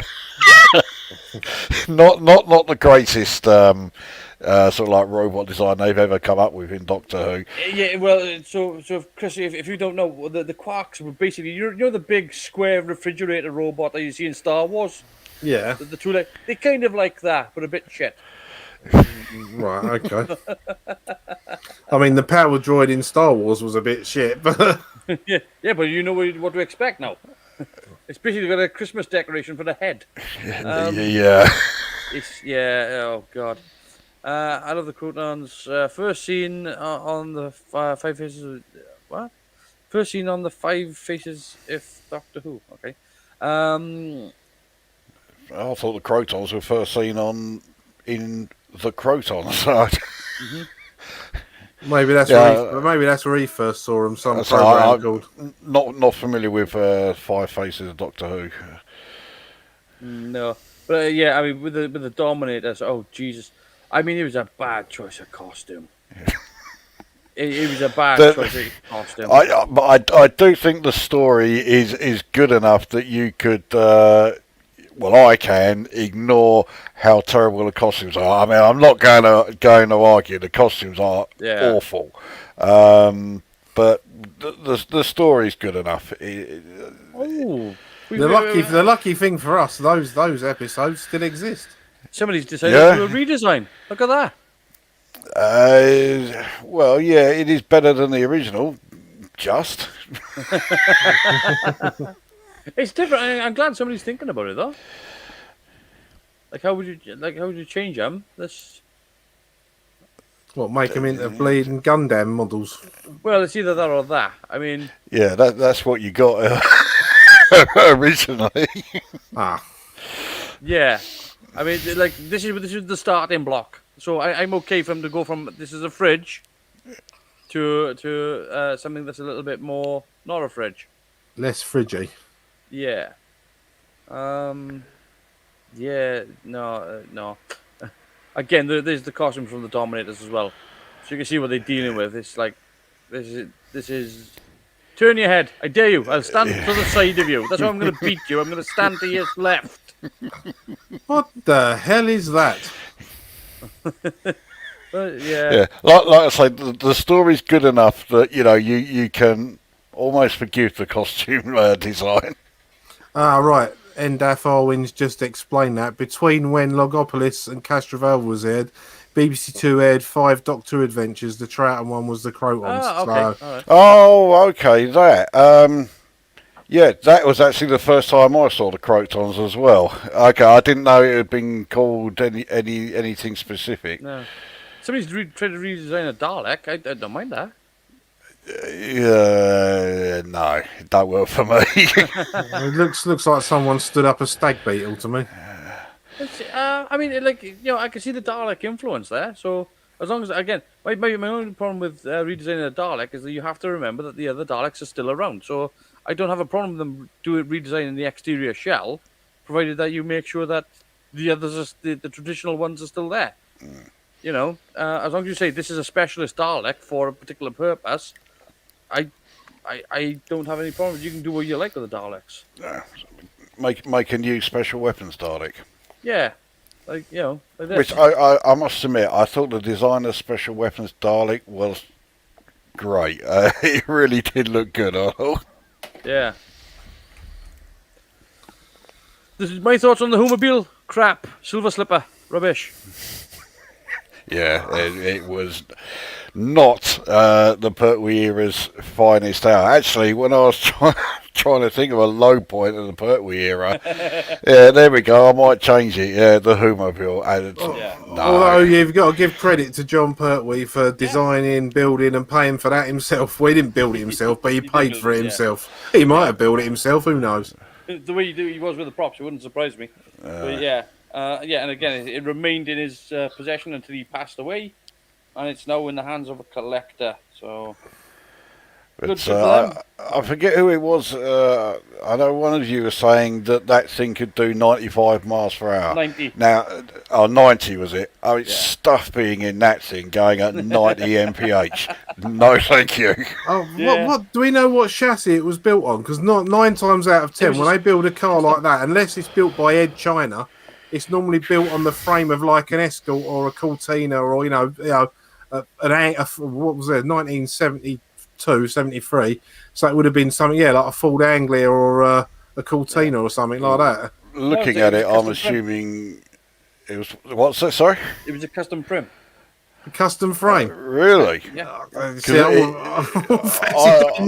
a custom. No, I mean I assumed because it was a three-wheeler, it was either a Reliant Robin or a Bond Bug or No, something. if you look at it, it's too low down to the ground. It's actually the wheels are actually sitting higher than the cockpit, so the center of the wheel is actually knee height. So it's very much down onto the floor. That's why you sit so low to the ground. But it's a custom trim, rear engine, and shit outside. Yeah. Did the TARDIS exterior change much in the Pertwee era? It was very light blue, wasn't it? Dodgy lamp on top. Yes, it did. It changed every week. Mainly because I showed you this last week, Lucosa. Yeah. Yes. The state of the box. Oh, the state of it. Jesus Christ. There was a Okay. question. There was a question we missed back along there that's relating to the TARDIS. What do we think of the TARDIS interior in the Time Monster as well? We don't. Talking we of don't the think TARDIS, is that the one with the big dinner plates on the side of it? Yeah. It's the one that looks like it's the inside of a hairdresser's. I didn't think it was dire, but it wasn't great, was it? I'm glad that they were making as much use of the disregarded lamp shade covers that they had. But I'm glad they were trying new things. But at least I'm glad that they looked at it and went, nah, that's not working. Let's just take us down. I think the other part of that would have been obviously difficult as well, is the fact that what if they got damaged? Because if they're the only ones you had, if they were damaged, you'd have to buy new. And how available were they BBC going buying to be? new. Exactly. Yeah. So that would have been a real cost, and they would. You can see what they were trying to do was to add a bit more curve to the sets and not be so flat and everything. And I like the idea of it. I think maybe where they went wrong was they mounted them to the front instead of they mounted them to the back. I think if they had mounted them behind the actual sets, you still had the flat roundels and had these in as receivers behind, I think they would have worked. I think they mounted them in the wrong way. Yeah. It should have been surface mounted. They should have been recessed behind, and I think that's what went wrong, because it looks really awful. It does, doesn't it? It just look at it. I'm shocked they managed to get them all level. To be honest with you. Well, again, I mean, from what I can tell, they appear to me. If I'm understanding how that particular part of the set came about, it seems to me that when they were replacing all the light covers, they literally just took all these ones out of the skip and went, right, then let's put those in, and they had 40 to 60 of them, and they went, oh, okay, great, but then they must have looked at it and gone, well, we can't take them down now, but they ain't staying like that. Well, I mean, we've spoke about the TARDIS before, and I think the best TARDIS interior they ever done is the one that's behind me, which is the one that Peter Capaldi used. And I can't believe when they got to that and they changed showrunners, they thought, we'll destroy that and make a dead spider, because that was perfect. Yeah. That had elements of all the previous TARDISes. It had the roundels, it had the column, it had the lights, it had the bits round the side that turned up in the Eccleston and Tennant era. I think they absolutely nailed it. Maybe it could be lit a bit brighter for certain things. So it says here, Anzac. So rank the Pertwee companions from best to worst, including the Bragg, Benton, and Yates. Yates is the worst. Yeah, Yates definitely comes bottom. Not his fault either. Just because of what they did to the character. Yeah. Right. Well, in this instance, it was character assassination. I would say Joe followed by Sarah, because Sarah really come into her own when she was with Tom Baker. So I'd say Joe, then Sarah, Yeah. Liz, then Liz, then probably the Brig, Brig, Benton, Benton. and then Yates. Yeah, I agree with that. And I've got no Yeah. problem with Yates, but I don't like what they did with his character, and Exactly, we've that's- discussed that at length in the last episode we did. Yeah. What they did to the character of Yates was absolutely appalling, and they knew they messed up. They knew they did. Yeah. Mind you, they tried to give him his redemption in Planet of the Spiders, and it really did not work. It didn't work. Yeah. But yeah. As for is Liz Shaw underrated? Yes. Yeah, very. Well, we literally talked about this earlier. She was highly underrated. It was just the fact that they probably didn't know how to write somebody as smart as Liz. Because it's literally how do you write an exposition scene between two people who can converse on the same level? You can't really explain it to the audience. That's why they ended up writing the Brig down as this sort of idiot. And it did no favors for the Brig because Liz and the Doctor converse on this level, but the Brig's there going, what? Yeah. Well, I mean, as we've said before, the companion is our window into the show. So, we see a lot of it from the companion's point of view, which is why the companion says to the Doctor, Doctor, how does this work? And the Doctor's explaining it to the companion at the same time he's explaining it to us, because not everyone knows a lot about physics and a lot about chemistry. So having it explained like that would help, smaller children that have only done really basic science at primary school are not going to understand Ohm's law or stuff like that. So you have the companion to explain it to you. But of course, because Liz Shaw she knew what Ohm's law was. It didn't need explaining. So as you say, they dumbed the Brig down a bit. And that he became the casualty in a few episodes, mind. He became shouty shooty man, didn't he? Really? Yeah. I mean, there were lots of times whereby that was the case. I like the fact that sometimes the Brig was taking decisions of his own. That was like, I think it was in particular, I think it was the Doctor Who and the Silurians, where he decides to blow them up. Yeah, he blows them up anyway, yeah. And the Doctor's like, you shouldn't have done that. It's like, it was my decision to make. I was like, that's great. And they earn a mutual respect between the two, which is something that it's part of the living story between the Doctor and the Brig, right up until Battlefield, because we don't. It's a shame, but we don't get another Brig story with the Doctor after that. We get him in the Sarah Jane Adventures, which it's a hard episode to watch, that one. When Sarah Jane walks into the room and says, Sir Alistair, and it's like, he turns around and says, Sarah Jane Smith, and it's like, that's hit me in really tender places. I think the reason to go back to Liz Shaw, I think the reason she's underrated is the same reason that people have Freema Agyeman as Martha Jones underrated, and in the future, Bill Potts. I can't remember the actress's name now, but the reason she'll be underrated is because they've only done one series each, and the only person I can think of that won't suffer from that is Catherine Tate, because of the way she played the character. And I must admit, when I heard Catherine Tate was coming to Doctor, I was like, are you joking? Yeah. No way. But she was brilliant. She was absolutely brilliant. It's why I'm willing to give John Bishop a bit of a leeway.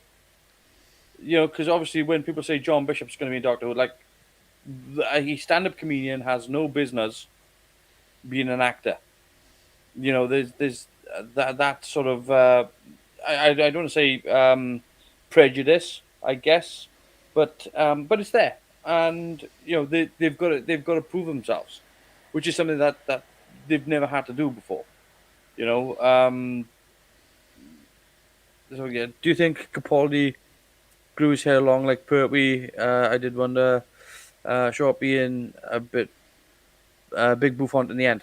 Yeah, he was very influenced by Pertwee. I mean, you could tell by the way he dressed that he was influenced by Pertwee.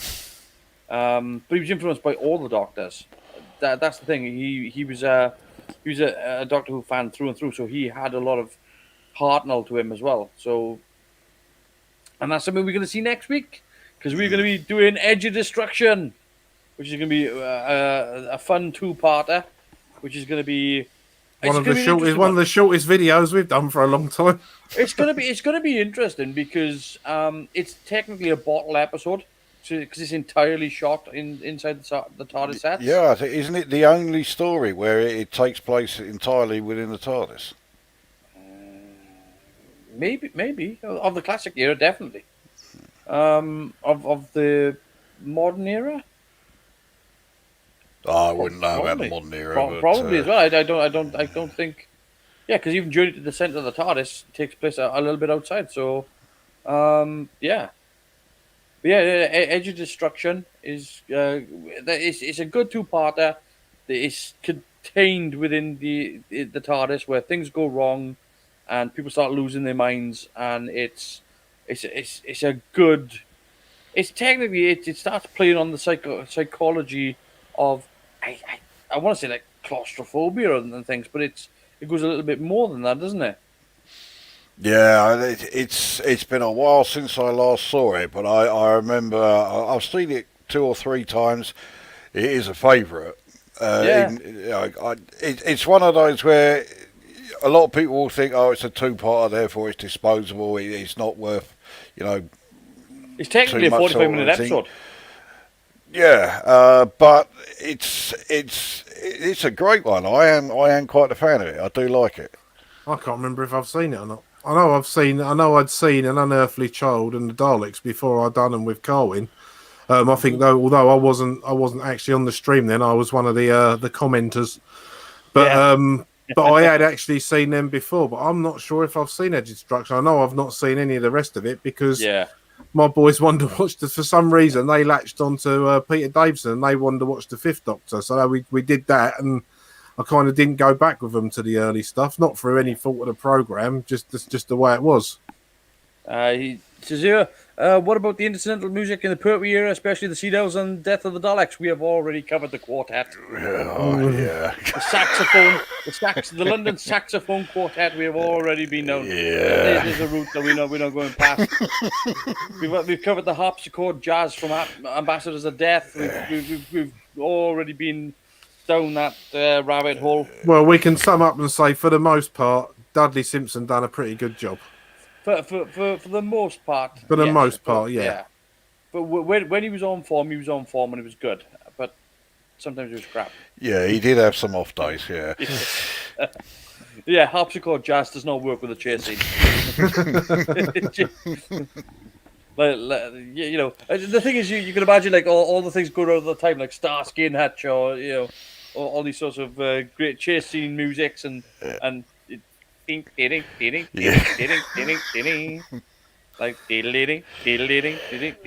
I mean, Starsky and Hutch get all this great sort of jazz fusion rock music, and Doctor Who gets the tunes left over from Mr. Ben that they didn't want.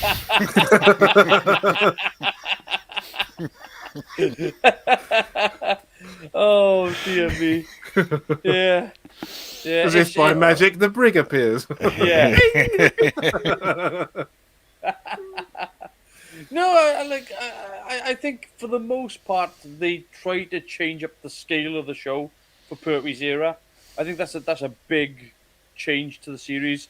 It's just that sometimes they just didn't have the budget, or they felt like they should have had the budget, and the BBC just went, nah. Yeah, I mean, apart from a couple of bits, which were obviously a monster and an outfit, I think Curse of Peladon, they aim big with that. And I mean, the exterior shots, like the paintings and that, and, it wasn't perfect, but that really did look the part. It was lit well, it sounded good. It's really shot well, and the scene where they climb in the cliff is done exceptionally well. Considering it's shot in a studio against a fiberglass wall, to sell their altitude, to sell where they're at, the whole scenes of showing Joe Grant trying to climb and the Doctor pulling her up, it's shot very, very well for that. Yeah, you don't feel like they're in a studio. Yeah. That's one of the best things about the Curse of Peladon, and that's why I think Curse of Peladon is one of the better stories, is because it is shot in a completely different way to the others.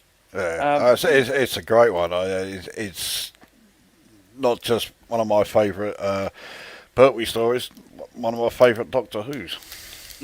Yeah. Don't really know if we got anything else you want to talk about with the Pertwee era. Top No, 5 we got- Pertwee we got- story. Top 5 Pertwee story cliffhangers. Oh, the one with the staring at the mosaic. the mosaic is the winner there. The dreaded floor of death. I mean, yeah, we certainly can't forget that one. Yeah. I can't really answer the Target novel because I've not really read any. I don't think I've really read any Doctor Who books until the more modern era when my boys were getting like the Tennant era books and annuals and that when they were little. Target novels, I did have one from the Pertwee era. Well, that has to be your favourite. Invasion of the Dinosaurs. And It's got to have been better in book form. Surely your mind could conjure up a better T-Rex than that abomination we saw earlier. I used to have the Doctor Who annual, the Pertwee Doctor Who annual. I had that. But the cliffhangers, geez, some of them had really bizarre cliffhangers. Potentially the best one is probably Terror of the Autons, where they're in the police car. Oh, that's fantastic. Yeah, that is good. One of the ones. The one where they're in the pit and in Curse of Peladon, and they start shooting because they changed the next sequence. The next sequence yeah. The guy shoots. What's his name? Arcturus, yeah. He ends up getting shot, so they slightly changed the sequence for the next week. So it's pretty good, that one, because he actually does get a shot off. Any other good cliffhangers that you can think of? Not a good one, but one that does stick into my head also is, of course, the cliffhanger for episode 5 of Planet of the Spiders. Because when it comes to resuming it next week, completely rejigged. Yeah. But that's amazing because I've never seen them do that ever. No. I think that's the only time I've ever seen it happen. Yeah, it's purely because they didn't have enough material to make the last part 22 minutes, so they got some stuff off the cutting room floor that they weren't going to use for the end of episode 5 and stuck it in on the end of the beginning of episode 6. So you've got a totally different start, but it worked because it was like seeing it from the other side. Yeah, it was just seeing it from the other side of the door, and it was just like this is great. This is fantastic. Yeah, happy accident. It made me forget about the flying shoe. We can't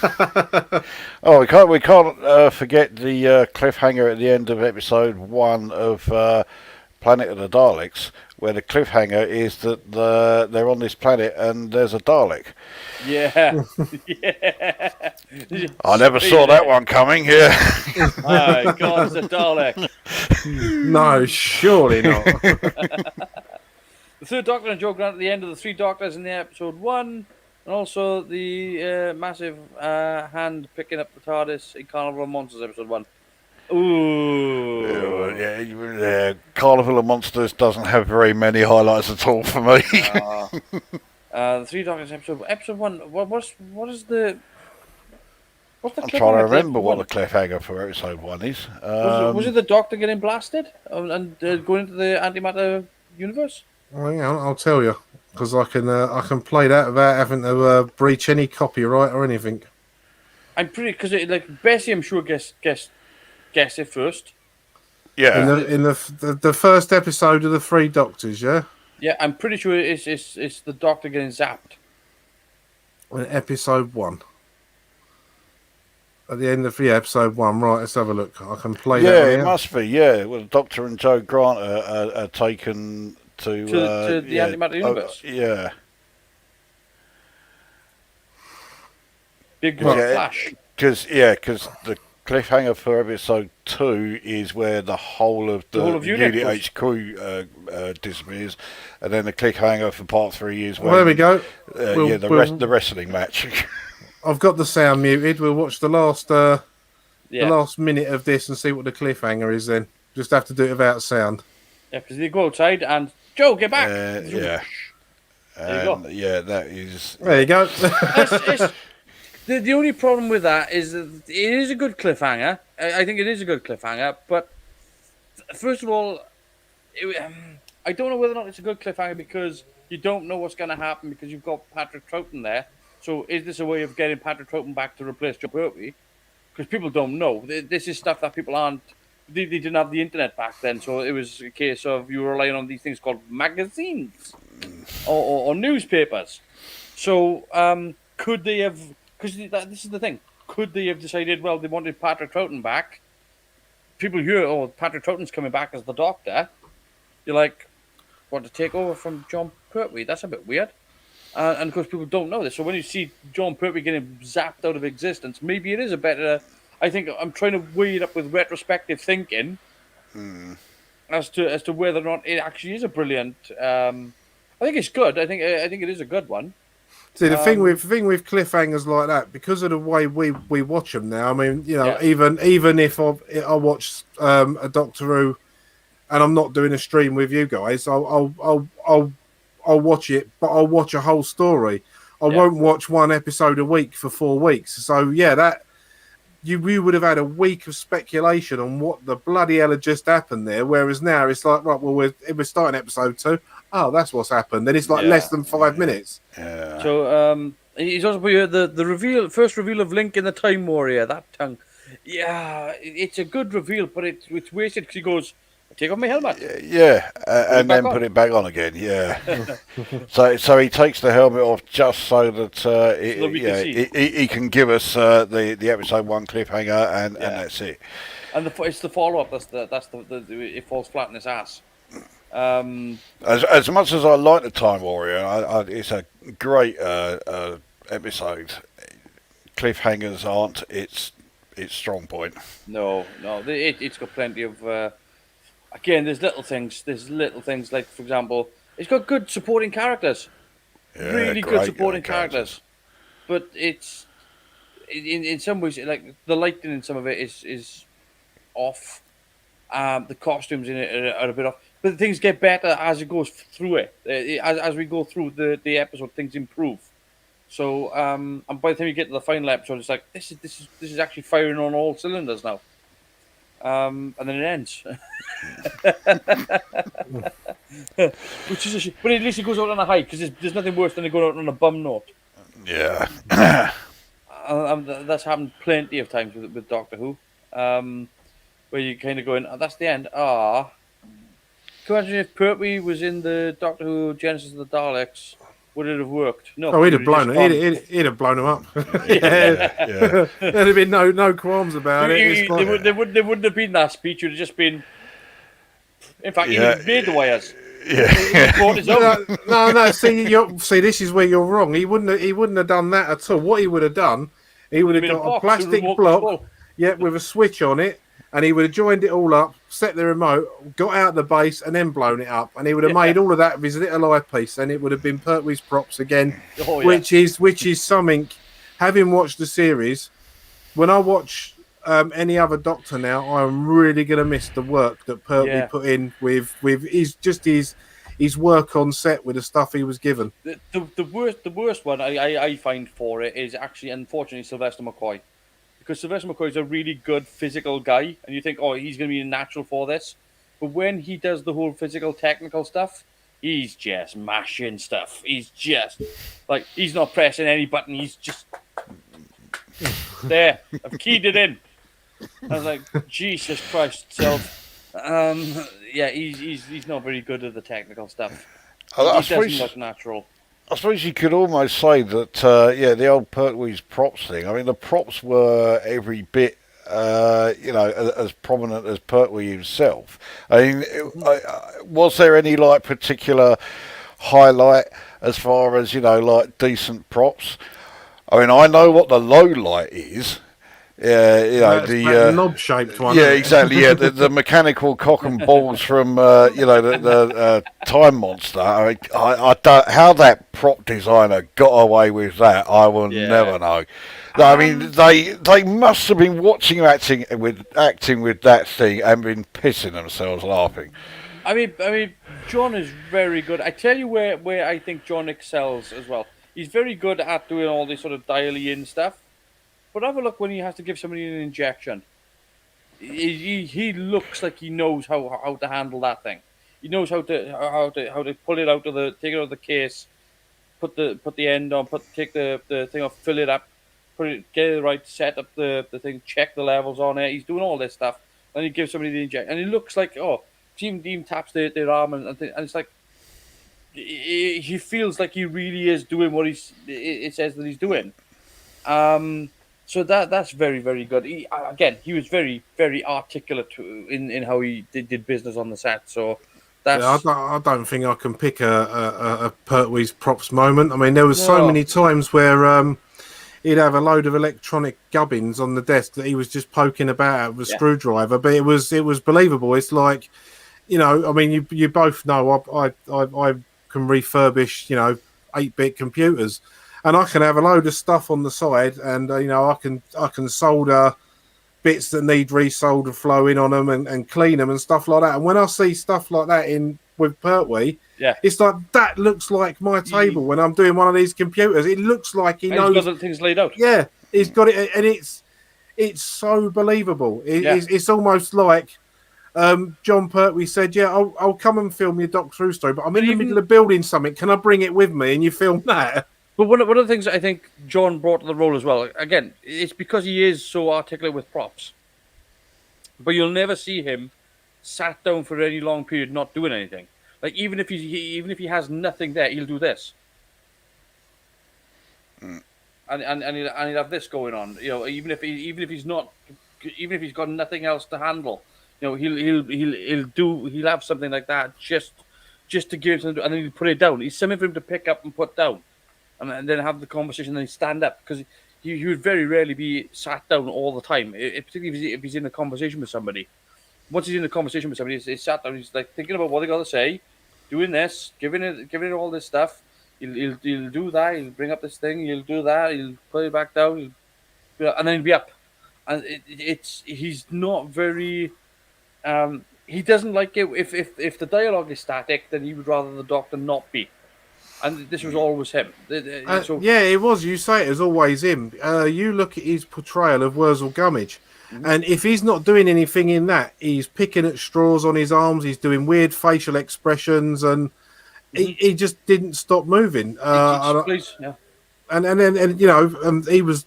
I mean, I only really know him from Doctor Who and Wurzel Gummidge. I haven't seen a lot of his earlier stuff, and I'm not sure what he did a lot of after Wurzel Gummidge, because I know he was. Well, I don't know how old he was when he died in '96, but he was getting. Yeah, so he was starting to get on a bit. But yeah, everything I've seen him in, he's just, you know, they talk about method actors and all the different. He's like all of the actors rolled into one. He just could turn his hand to anything, and the way, like you say, he didn't keep still on set. I mean. From his standing up and sitting down and picking up teacups in Doctor Who to the way he walked about almost falling over in Wurzel Gummidge, you know, it's the same continuation of the man's skill on the screen. He knew how to keep the cameraman busy. It's the thing is as well. It's a very simple. It's a very simple theatrical thing. That if the dialogue is static, you are moving. If the dialogue is moving, you are static. It's a simple thing. It's that you can't because you're trying to keep track of what the audience is seeing, right? So it's very difficult for the audience to take in. If you're going to do a lot of exposition, you don't want to be doing it while you're jogging on the street out of breath. You know, you don't want to be explaining an extensive technological scene by going. You don't want that. So. In that case, you stop. You have to stop. You got that moment where you stop on the street and go, this is why you do this. And then you carry on going. At the same time, when the dialogue is lacking, the person needs to be moving. They need to be doing business. They need to be looking around the room. They need to be looking at this, looking at that. and that's what he does. That's all he does. He's. I've said this before. He's not my favorite Doctor, but he is, to me, the most realistic Doctor. I find him to be the most realistic interpretation of the character. Even though, again, he's not my favorite. So, how cool would it be if Sean Pertwee star as his father is the third Doctor, like in the 60th anniversary story? It would be cool, but it's not necessary because these days we can deep fake. So we cool. can deep fake, but just for the hell of it, because he said that, we've seen it before. Let's see it again. So you're going to show that photo. Yeah, we got to show that. Yeah. Because I remember, a conversation we were having similar to that question, and I was saying, when he was Gotham, he did dress up as his father for Halloween. So because I remember thinking, well, Sean Pertwee doesn't look that much like his old man, and you showed me that photo. I was like, okay, John Pertwee is reborn. Yeah, no, it would be good, but it's unfortunately these days with technology, it's not really necessary. So, it would be nice. Because where is the one that he dressed up as his father? Because he posted it on Facebook. I do believe that was the one that was in the Radio Times, wasn't it? He posted on Twitter. I've already got it on here. Well, I will have when I've opened it in a new tab. I think this is the one you're on about. It's when he's posing with the phone. Yeah. It's a bit of a grainy picture because I don't know how long ago he did it, but where's my share button? There it is. Yeah, there it is. So he did actually dress up as his. This was when he was making Gotham. So, yeah, he did actually dress up as his father for Halloween. Yeah. So what do you all think about Pertwee and the Five Doctors? I mean, it's a difficult one to sort of judge, really, isn't it? Because they're all kind of subdivided. They're all a bit like. I mean, he was good. He was still doing his Bond-esque thing of to slide down this death rope into the tower. Yeah, he played the Doctor as he played the Doctor. Yeah. They even got him to say reverse the polarity of the neutron flow. I mean, they ticked all of the Pertwee boxes. Not that he said that much in the series, but it's gone the way of Beam Me Up Scotty, isn't it? That one. Yeah. And he says it it's the Sea Devils, isn't it? He says it, and that's the only time during his actual, during the whole Pertwee era. He says reverse the polarity a few times, but he doesn't say reverse the polarity of the neutron flow. Of the neutron flow, yeah. Yeah, but but as for his performance in the Five Doctors, he covers all the bases. It's just the fact that the story is divided between 5 Doctors, or 4.5, as it currently is, and that's a lot to divide up. That is a lot to divide up into to have 4 people go off and do 4 different things and try to make it work. I would like God. I would like him to bring back the android, though. I love that android. Oh, the Raston Warrior. Oh, I found that thing really annoying. Yeah, exactly. Is that the thing that can move really fast that fired the javelins? Yeah. That killed lots of Cybermen. Yeah. Well, here's a Pertwee era related question then for you. Where we talked about the best Pertwee moments. Mm-hmm. Obviously, Roger Delgado is every bit as synonymous with this era. So, what about the highlight? Roger Delgado's finest moments. Ooh, I'm really fond of the bit where he's in prison in the Sea Devils and he basically hypnotizes and convinces everyone that everyone else is bad and kind of takes over from the inside. I really like that moment because he played it so well. Yeah. When they have the sword fight. That's pretty.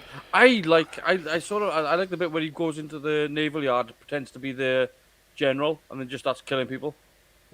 Like he's just like brutal. Yeah. That's pretty good. That's pretty good. Yeah. And Dash just put him watching the Yeah, clangers. Yeah, watching the I mean, clangers, that's a yeah. classic, Yeah, it is, isn't it? No, see that does play into the Master as well, because in other versions of the Master, they always have him watching children's TV shows. I don't know if you remember this, but John Sim is watching the Teletubbies. I don't couldn't remember remember that, it. no. Yeah, when they do the Mr. Saxon thing, he's like, "Oh, look at that! That's genius." They have televisions in their stomachs, and they always have him watching children's TV shows, and it's things that they keep forgetting about. Every now and again, a good writer will come in and remember these things, but they just keep dropping the ball on it. Again, I'm hoping that if they do bring the Master back when Russell T Davies takes over, I'm hopeful that he will remember it. You know, because he did it. He's the one who done it last time. So it's a nice little thing that they have him. It's like when they do have the Doctor do something that reminds or reminiscent. It's like when you like a Jelly Baby. You know, it goes right the way back to the second Doctor. You know, I know a lot of people credit the fourth Doctor for it, but it's the second Doctor. Yeah, it's the second Doctor. It's just that Tom Baker used it a lot more. And it's more popularized through PBS and the rebroadcasts of the color shows, which the black and whites really rarely ever got. But yeah, the best Master moment for me, it is the part where he walks into the thing, pretends to be the naval commander, and he puts the hat on and everything, and he comes in, he's got a load of swag, and he walks up to the reception desk, and the guy's giving him a load of stick, and he just kills him. And I'm like, Yeah. yes! Yeah. That's what you want from a villain, yeah. Yeah. Yeah. I would have to say, the Master in the Sea Devils was hardcore bastard. Yeah. But that's where you need a villain that will smile and kill you while he's doing it, and that's what Delgado brought. And I don't like Chuckly Master. I don't like it. No. He shouldn't find it funny because it's not funny. He'll find, but he's got a sense of humor. This is the problem I have. He finds stuff funny that's actually bloody funny. You know, was the Master the same Master in the Mind Robber? No. No, there's that discussion. So, one of my favourite Nor scenes was he the with meddler. no, he certainly was not the meddling monk. No, one of my favourite scenes with the Master in the Pertwee era is when he's just getting so frustrated with the Ogrons. Yeah. Oh man. Yeah, when they're chasing the ship, it's like, Yeah. well, that's us. Yeah. So yeah, that must be them. No one else would be heading towards Earth. He's like, well, Yeah. we're heading to We're Earth. heading towards Oh, of course we are. you know. It's brilliant. It is brilliant. It's such a good moment because he's piecing it together in his head. The stupidity of it's brilliant. It really is. Yeah, such good moments. And again, the moments when he's with Joe Grant as well, because it's like he feels like this girl is so beneath him, and then she ends up just kicking him, and he's like, oh. And it's always a comeuppance with him. It's good. It's really good. The fact that he keeps getting away as well. Because this is what I like with his Master, is his Master runs away. His Master's like, you're not going to beat me this time. I'm going to escape. And you're like, well, okay, he keeps getting away. Yeah, he keeps getting away because he's not hanging around. You can see the way the tide's turning, and he's like, right, I'm out of here. Yeah. You know, he does it in Terror of the Autons, whereby they finally stop the invasion of the Nestine, and by the time the Doctor sorted out what he sorted, the Master's gone. He's down to a step he's beyond got that. it. You know, so there's and of course they do eventually catch him, and that's when you get the payoff. Then it's like, oh right, he's in handcuffs, and they're taking him away, and that's what makes his Master better than all the others.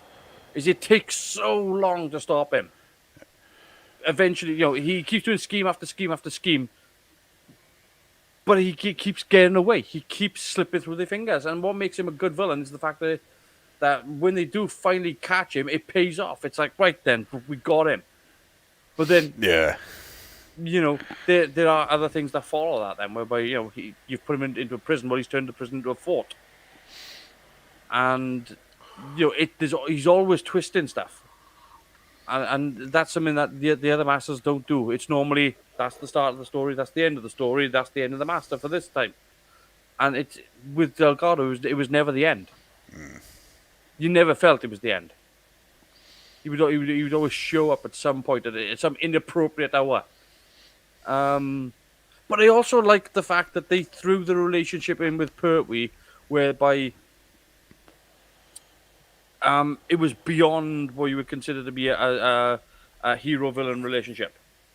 It wasn't. There was much more than that. Yeah. Yeah, it was pretty much there was a whole other level to the relationship going on that you just couldn't understand, because they didn't want to explain, because it was very much on the level of two intellects discussing something beyond up above and beyond what our capability of understanding was. And you only really felt that with that. I don't really feel that with any other version of the Master or the Doctor, because I certainly didn't feel it with Peter Davison. Because Peter Davison, to me, they were very much hero-villain. Oh, yeah. But with Delgado and Pertwee, it felt more like they were heading towards them being family. Well, wasn't that... I don't know if it was actually written into the planned final episode, but I know I hear it so many times that it was going to either be revealed or very heavily implied that they were brothers or something. It's what Pertwee had always had in the back of his mind for the character of the Master. He always played it as this guy's his brother. But it was never going to. I don't think it was ever really going to be revealed like that. Maybe if he had survived and they had done a few more, perhaps. But there's always this thing of what would Pertwee Doctor be like if he was in the Deadly Assassin? Again, more punchy. A bit more punchy, kicky, punchy. The whole psychedelic scene inside the Matrix would have been very different. That would have been a bit more kung fu. Yeah, that would be more like that would have been more like the Matrix. He'd have been there, frozen in the air. Kick. Yeah, and I think if Pertwee had been in that, he would have been a bit more like Star Trek's Arena. He would have made a cannon out of base elements and fired a load of crystal at the hunter. It would have been a very different story. Yeah, because you couldn't have put him in that, because he would have just beaten the crap out of him. This guy used a gun. Well, I built this gun. I don't want to crap on Deadly Assassin, but it's not as good currently as it was when it was first broadcast. It doesn't hold up as well, and particularly the end. The end of it is the last 30 seconds is a shocker. Yeah, it was one of those. I did think it was great when I last watched it, but it has been a fair few years since I last saw that one. I did like the idea of there being a story where it was the Doctor effectively on his own, no companions. Yeah. I don't know if it actually worked, but it was a good idea. Just trying something a bit new. The most of it is very, very good. It's just the fact that they humanize the Gallifreyans far too much.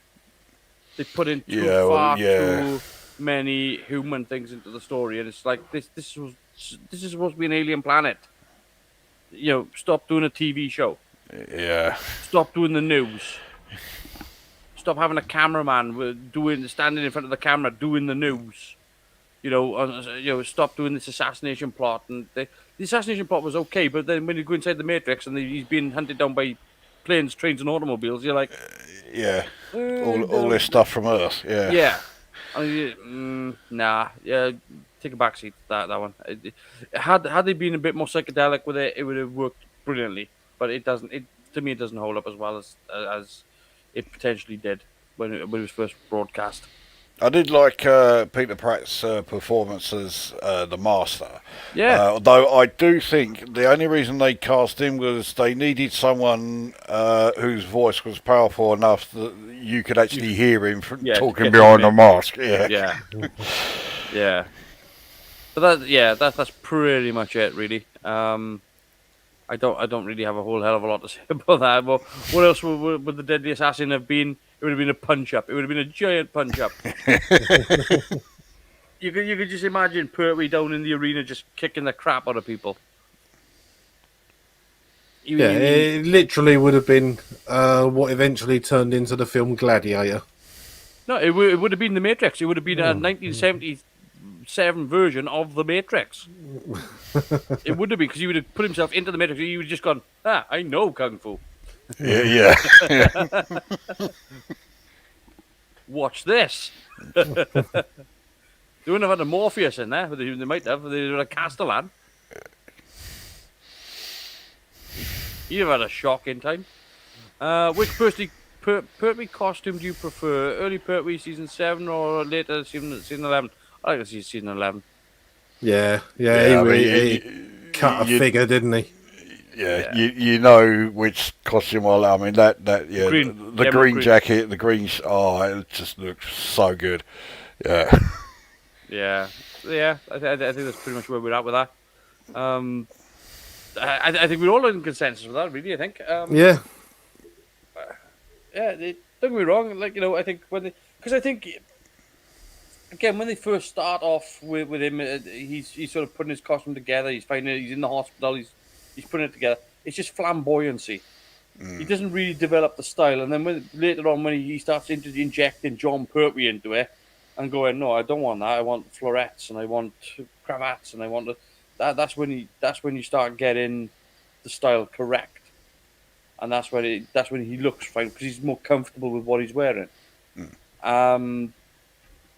It's still a costume, but it's still it's a bit more flourished to fit John. What else we got here? It's like, I'm just gonna go back. Was the Three Doctors all that good? We've already covered that. Yeah, fine. I am a fan. Yeah, same here. Again, it has a good villain. It doesn't have good sets. It's not shot particularly well. It doesn't have a great budget. But aside from that, it introduces a great new idea that nobody'd ever seen before. And again, it's difficult to judge it retrospectively because it is a product of its time. So it's certain things don't hold up as well. That's just the way it is. Yeah, I think it has aged quite well. I mean, I can think of plenty of science fiction that hasn't aged anything like as well as the Three Doctors has. Well, no science fiction does. No science fiction. No fiction, really. I mean, unless something's set in a period piece, as a period piece, that's the only time whereby it may actually hold up really well. Is if you do a thing that's like, oh, we've set this in the 17th century, or something like the Musketeers or something like that. But then it depends on how well it was executed to begin with. Because if they treat it as a serious thing, then you're going to have better better longevity. Set it in a location where it's not so technologically advanced, and that way it can't date itself. Where Planet of the Apes down, springs to mind. Yeah, where things fall down is when you try to guess the future. That's when things fall down. Is when people try to guess what the next technology is going to be. Because then you finally get there, and it's like, oh, it's 20 years later, and then it's like, oh, we don't have any of this stuff. Or, what did Doctor Who Blake 7 crossover have worked? Yes. Well, wasn't that planned? I don't There know. was supposedly, I don't know how genuine this is, but apparently there was something they had lined up. They didn't go through with it, And there was going to be a scene in one Blake 7 episode, and Avon was going to encounter the Doctor. Ooh. Yeah. There could have been some sparks flying there. I mean, he technically did in Time Lash. Yeah.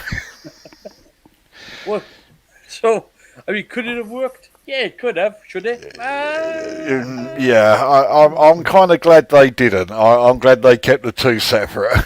Yeah, again, that comes down to writing, doesn't it? Yeah. Yeah, of course it does. But yeah, I mean, Paul Darrow popped up in Doctor Who. That was a different take on a character. I thought he done well in Time Lash though. I thought his take on the character was okay, and the fact he was playing it to the back row as big as possible. Yeah. Like I thought, given the sets he was on, because the sets weren't particularly brilliant in Time Lash. Oh, they were as dull and dreary as you could. Yeah. So he was the bright spot in that story because he was projecting. Yeah. You know, yeah, there's nothing wrong with him in that. But it was just the story was crap. Also, Executed crap, I should say. Just thought, maybe the Sixth Doctor appeared in Blake 7 and called himself Baven. Yeah. His costume was certainly a damn sight better than it was in Doctor Who, that's for sure. Can you imagine the Doctor wearing that? Jesus Christ. Well, perhaps even more difficult to imagine somebody called Baven the Butcher but dressed like the Sixth Doctor. Yeah. It's okay. I think there was allegedly a Dalek appearance meant to be in Blake 7 because of Terry Nation, possibly. Well, I mean, they were trying to. Terry Nation was trying to do anything with the Daleks. They were trying to give them their own universe. I mean, it amazes me that the Daleks appear in bloody Looney Tunes Back in Action. I've never seen Bugs Bunny being hunted by a bloody Dalek before. You know, Bugs Bunny and Daffy Duck being chased down by a Dalek. It's incredible. Man, they made some progress over the years, haven't they? Oh yeah. You've got to imagine what these people got to do to get these things, because you can't just put a Dalek in something. You've got to go to the Terry Nation estate. Like maybe they can get around it by it being in the public domain or being in the they'll call them a Dalek, but maybe I don't know, because to me, like, anytime you're going to use a Dalek, you've got to go through the Terry Nation estate, as far as I'm aware. Yeah. I mean, the Dalek shape is pretty iconic. It's like, even if you don't call it a Dalek, I mean, it's very hard to get round. You know, a Dalek is up there with Coca-Cola and the McDonald's M and the face of Michael Jackson and Elvis Presley. You know, you've only got to look at it. Oh, yes, Dalek. You know, everyone knows what it is, no matter how young they are these days. Yeah, I'm just gonna have a quick look actually to see what else they've popped up in. Yeah, a list of Dalek appearances. Apparently, there's a Wikipedia for it. That don't surprise me at all. Wow, there's a lot of wow, there's a Dalek lot. cameos. Yeah, do like the Ambassadors of Death, love it. I like the Ambassadors of Death quite a bit. Yeah, me as well. It's a bit too long, but yeah, it is good. I've just got to nip out for a second to answer music. the call of nature. Right, no problem. What the hell? Wow, this list is extensive. I'm trying to get to. I'm gonna have to shorten this search, I think. But yeah, see what we've got here.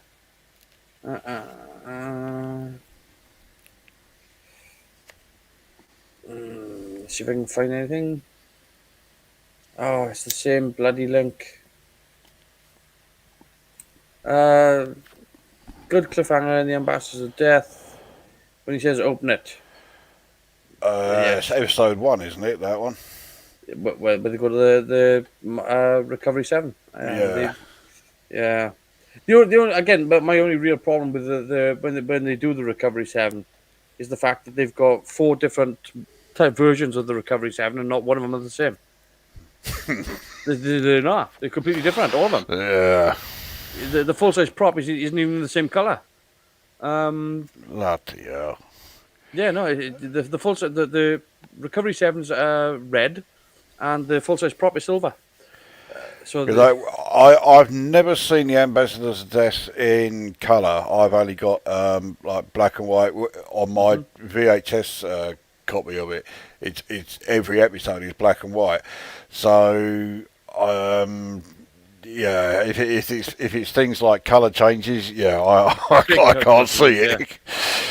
yeah, it's a big shift in the colors. But they also like they got the small model, and they got the larger model, and they're totally different. And then they've got the pod itself, which just flies in space, which is totally different. And then they got the full size prop, which is totally different. So and they're all supposed to be the same thing. Yeah, I'm trying to see if I can find any.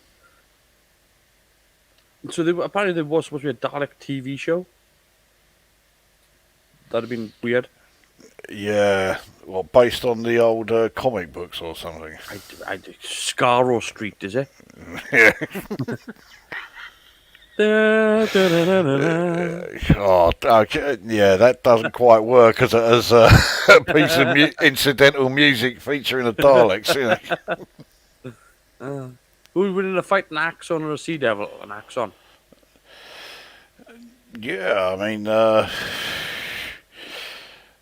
yeah, I mean the Axons are effectively indestructible, aren't they, or something? So Yeah, an Axon would win. It could manipulate itself into different things anyway.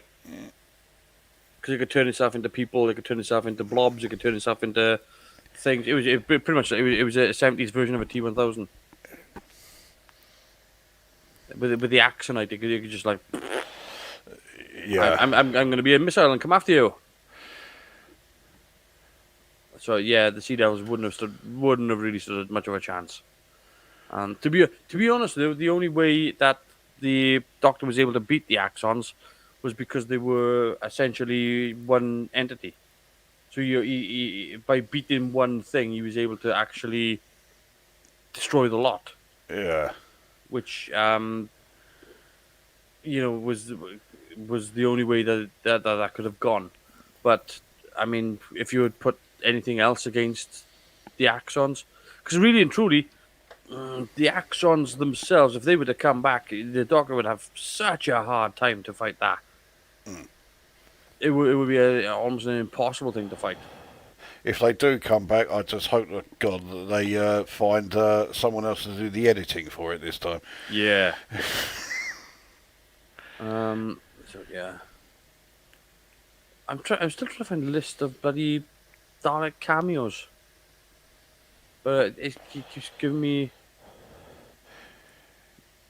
stuff that I don't want to see. That's what Google's good at. Yeah. Yeah, just give me a load of crap that's unrelated. Oh, never mind. There we are.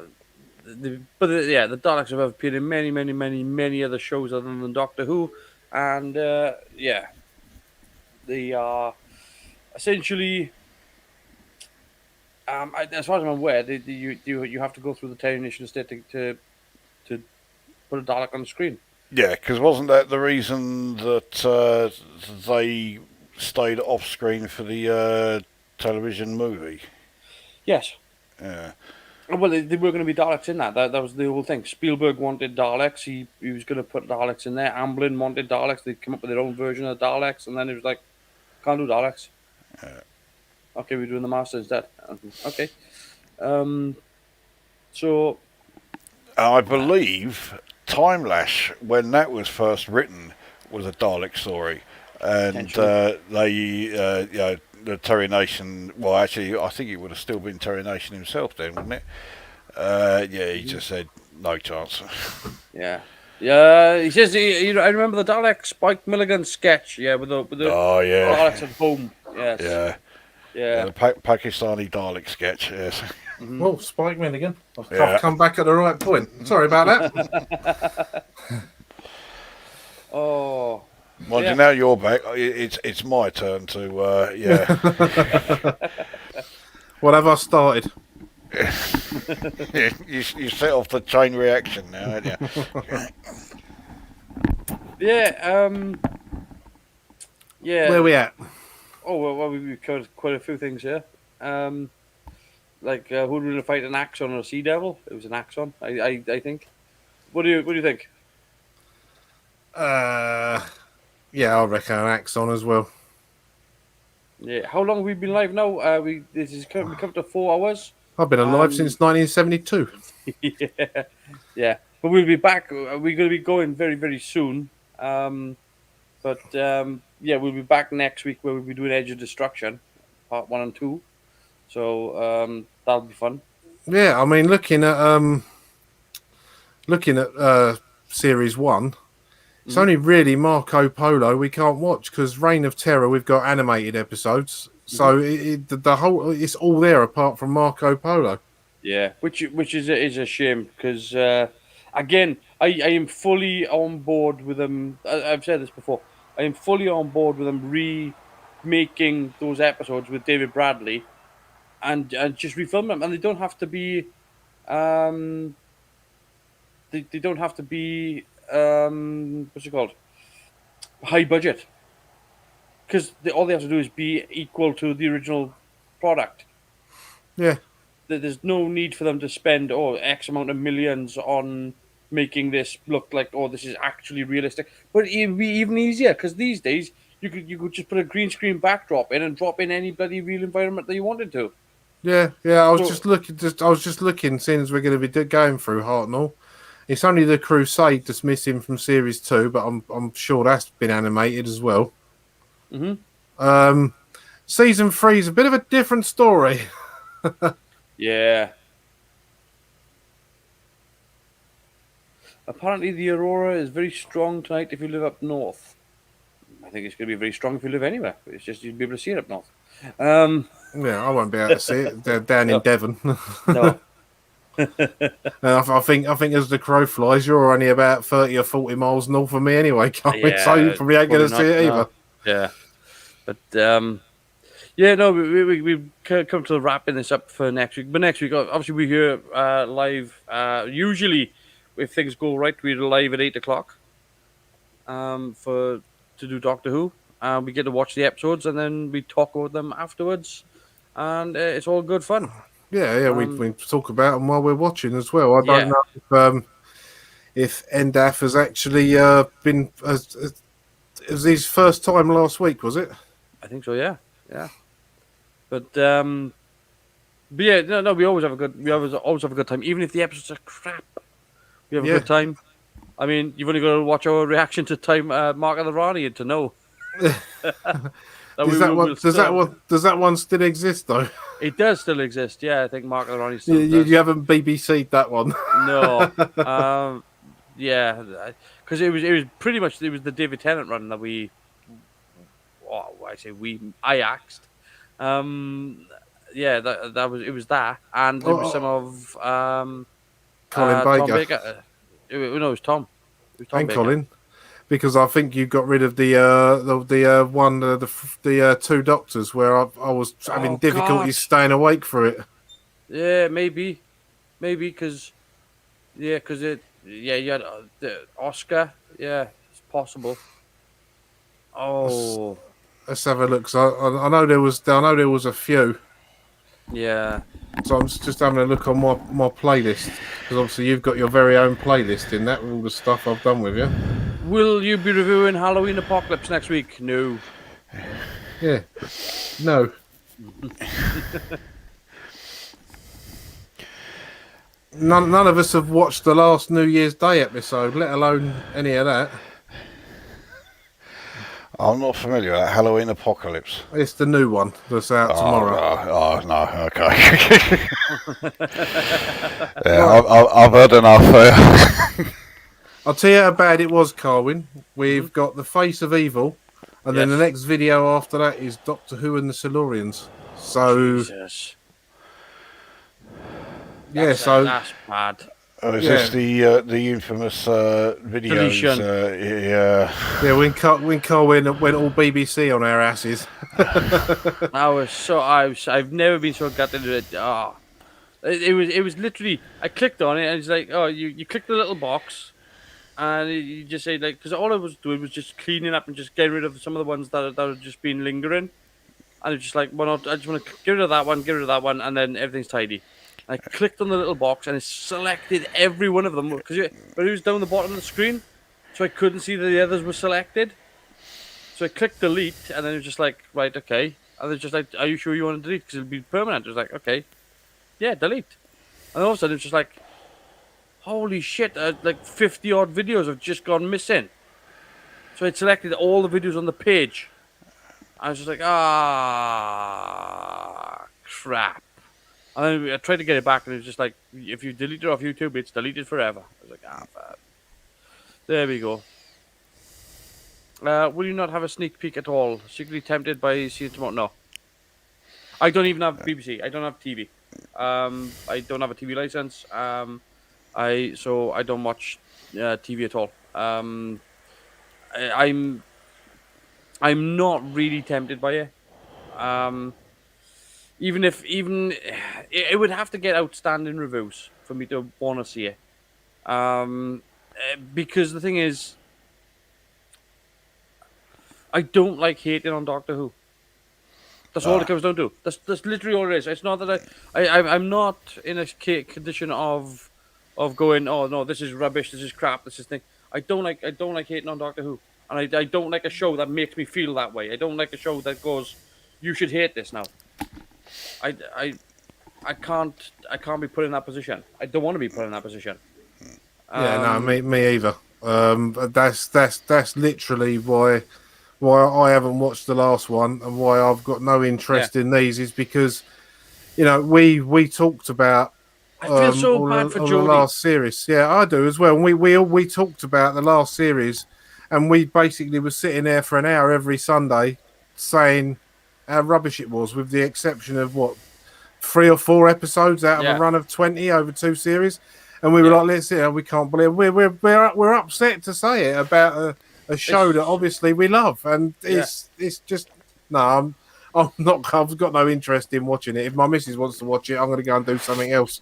However, we are 14 days away from the release of the William Hartnell episode Galaxy 4. So now that I am interested in. Yeah. So there's some a rainbow on the horizon. So I am looking forward to that. So that should be pretty cool. But that's 2 weeks away. That is. As for the new show,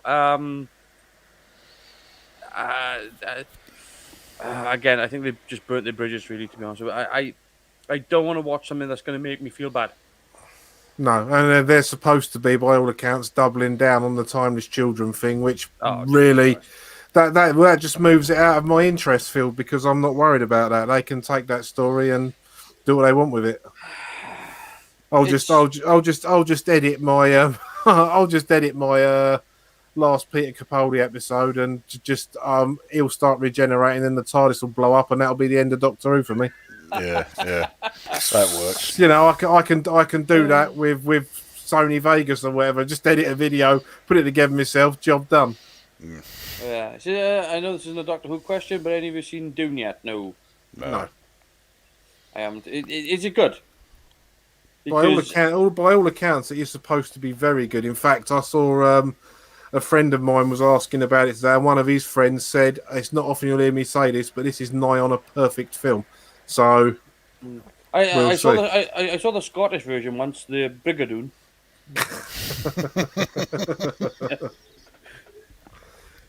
Bit of a musical, odd film. You kept disappearing every 100 years. Yeah. There's a note to finish on, and you thought my Hello Chris joke was bad. Oh no, I've got bad jokes. I've got plenty of bad jokes. Yeah, okay, right. We'll call it a night now, shall we? Yeah. Yeah. Have a good week. Hope you enjoyed it. Yeah, so good. He says yes, I absolutely loved it. It was amazing. I wish Doctor Who was like this film. There's plenty of stuff that they could do with Doctor Who, and this is the real problem. Before we go, the real problem with Doctor Who is that they don't do this because they can do it every week. They not the same thing, but they can do every single genre that you can think of, and they don't. And that's the real problem because they used to. They used to tackle different subjects. They used to go take the show in different directions all the time. We literally talked about the Pertwee era, changing it up from what it was previously, and how they managed to change the dynamic into they used to do more horror based. They used to do more comedy based. They used to do all these different things, and now they don't do it.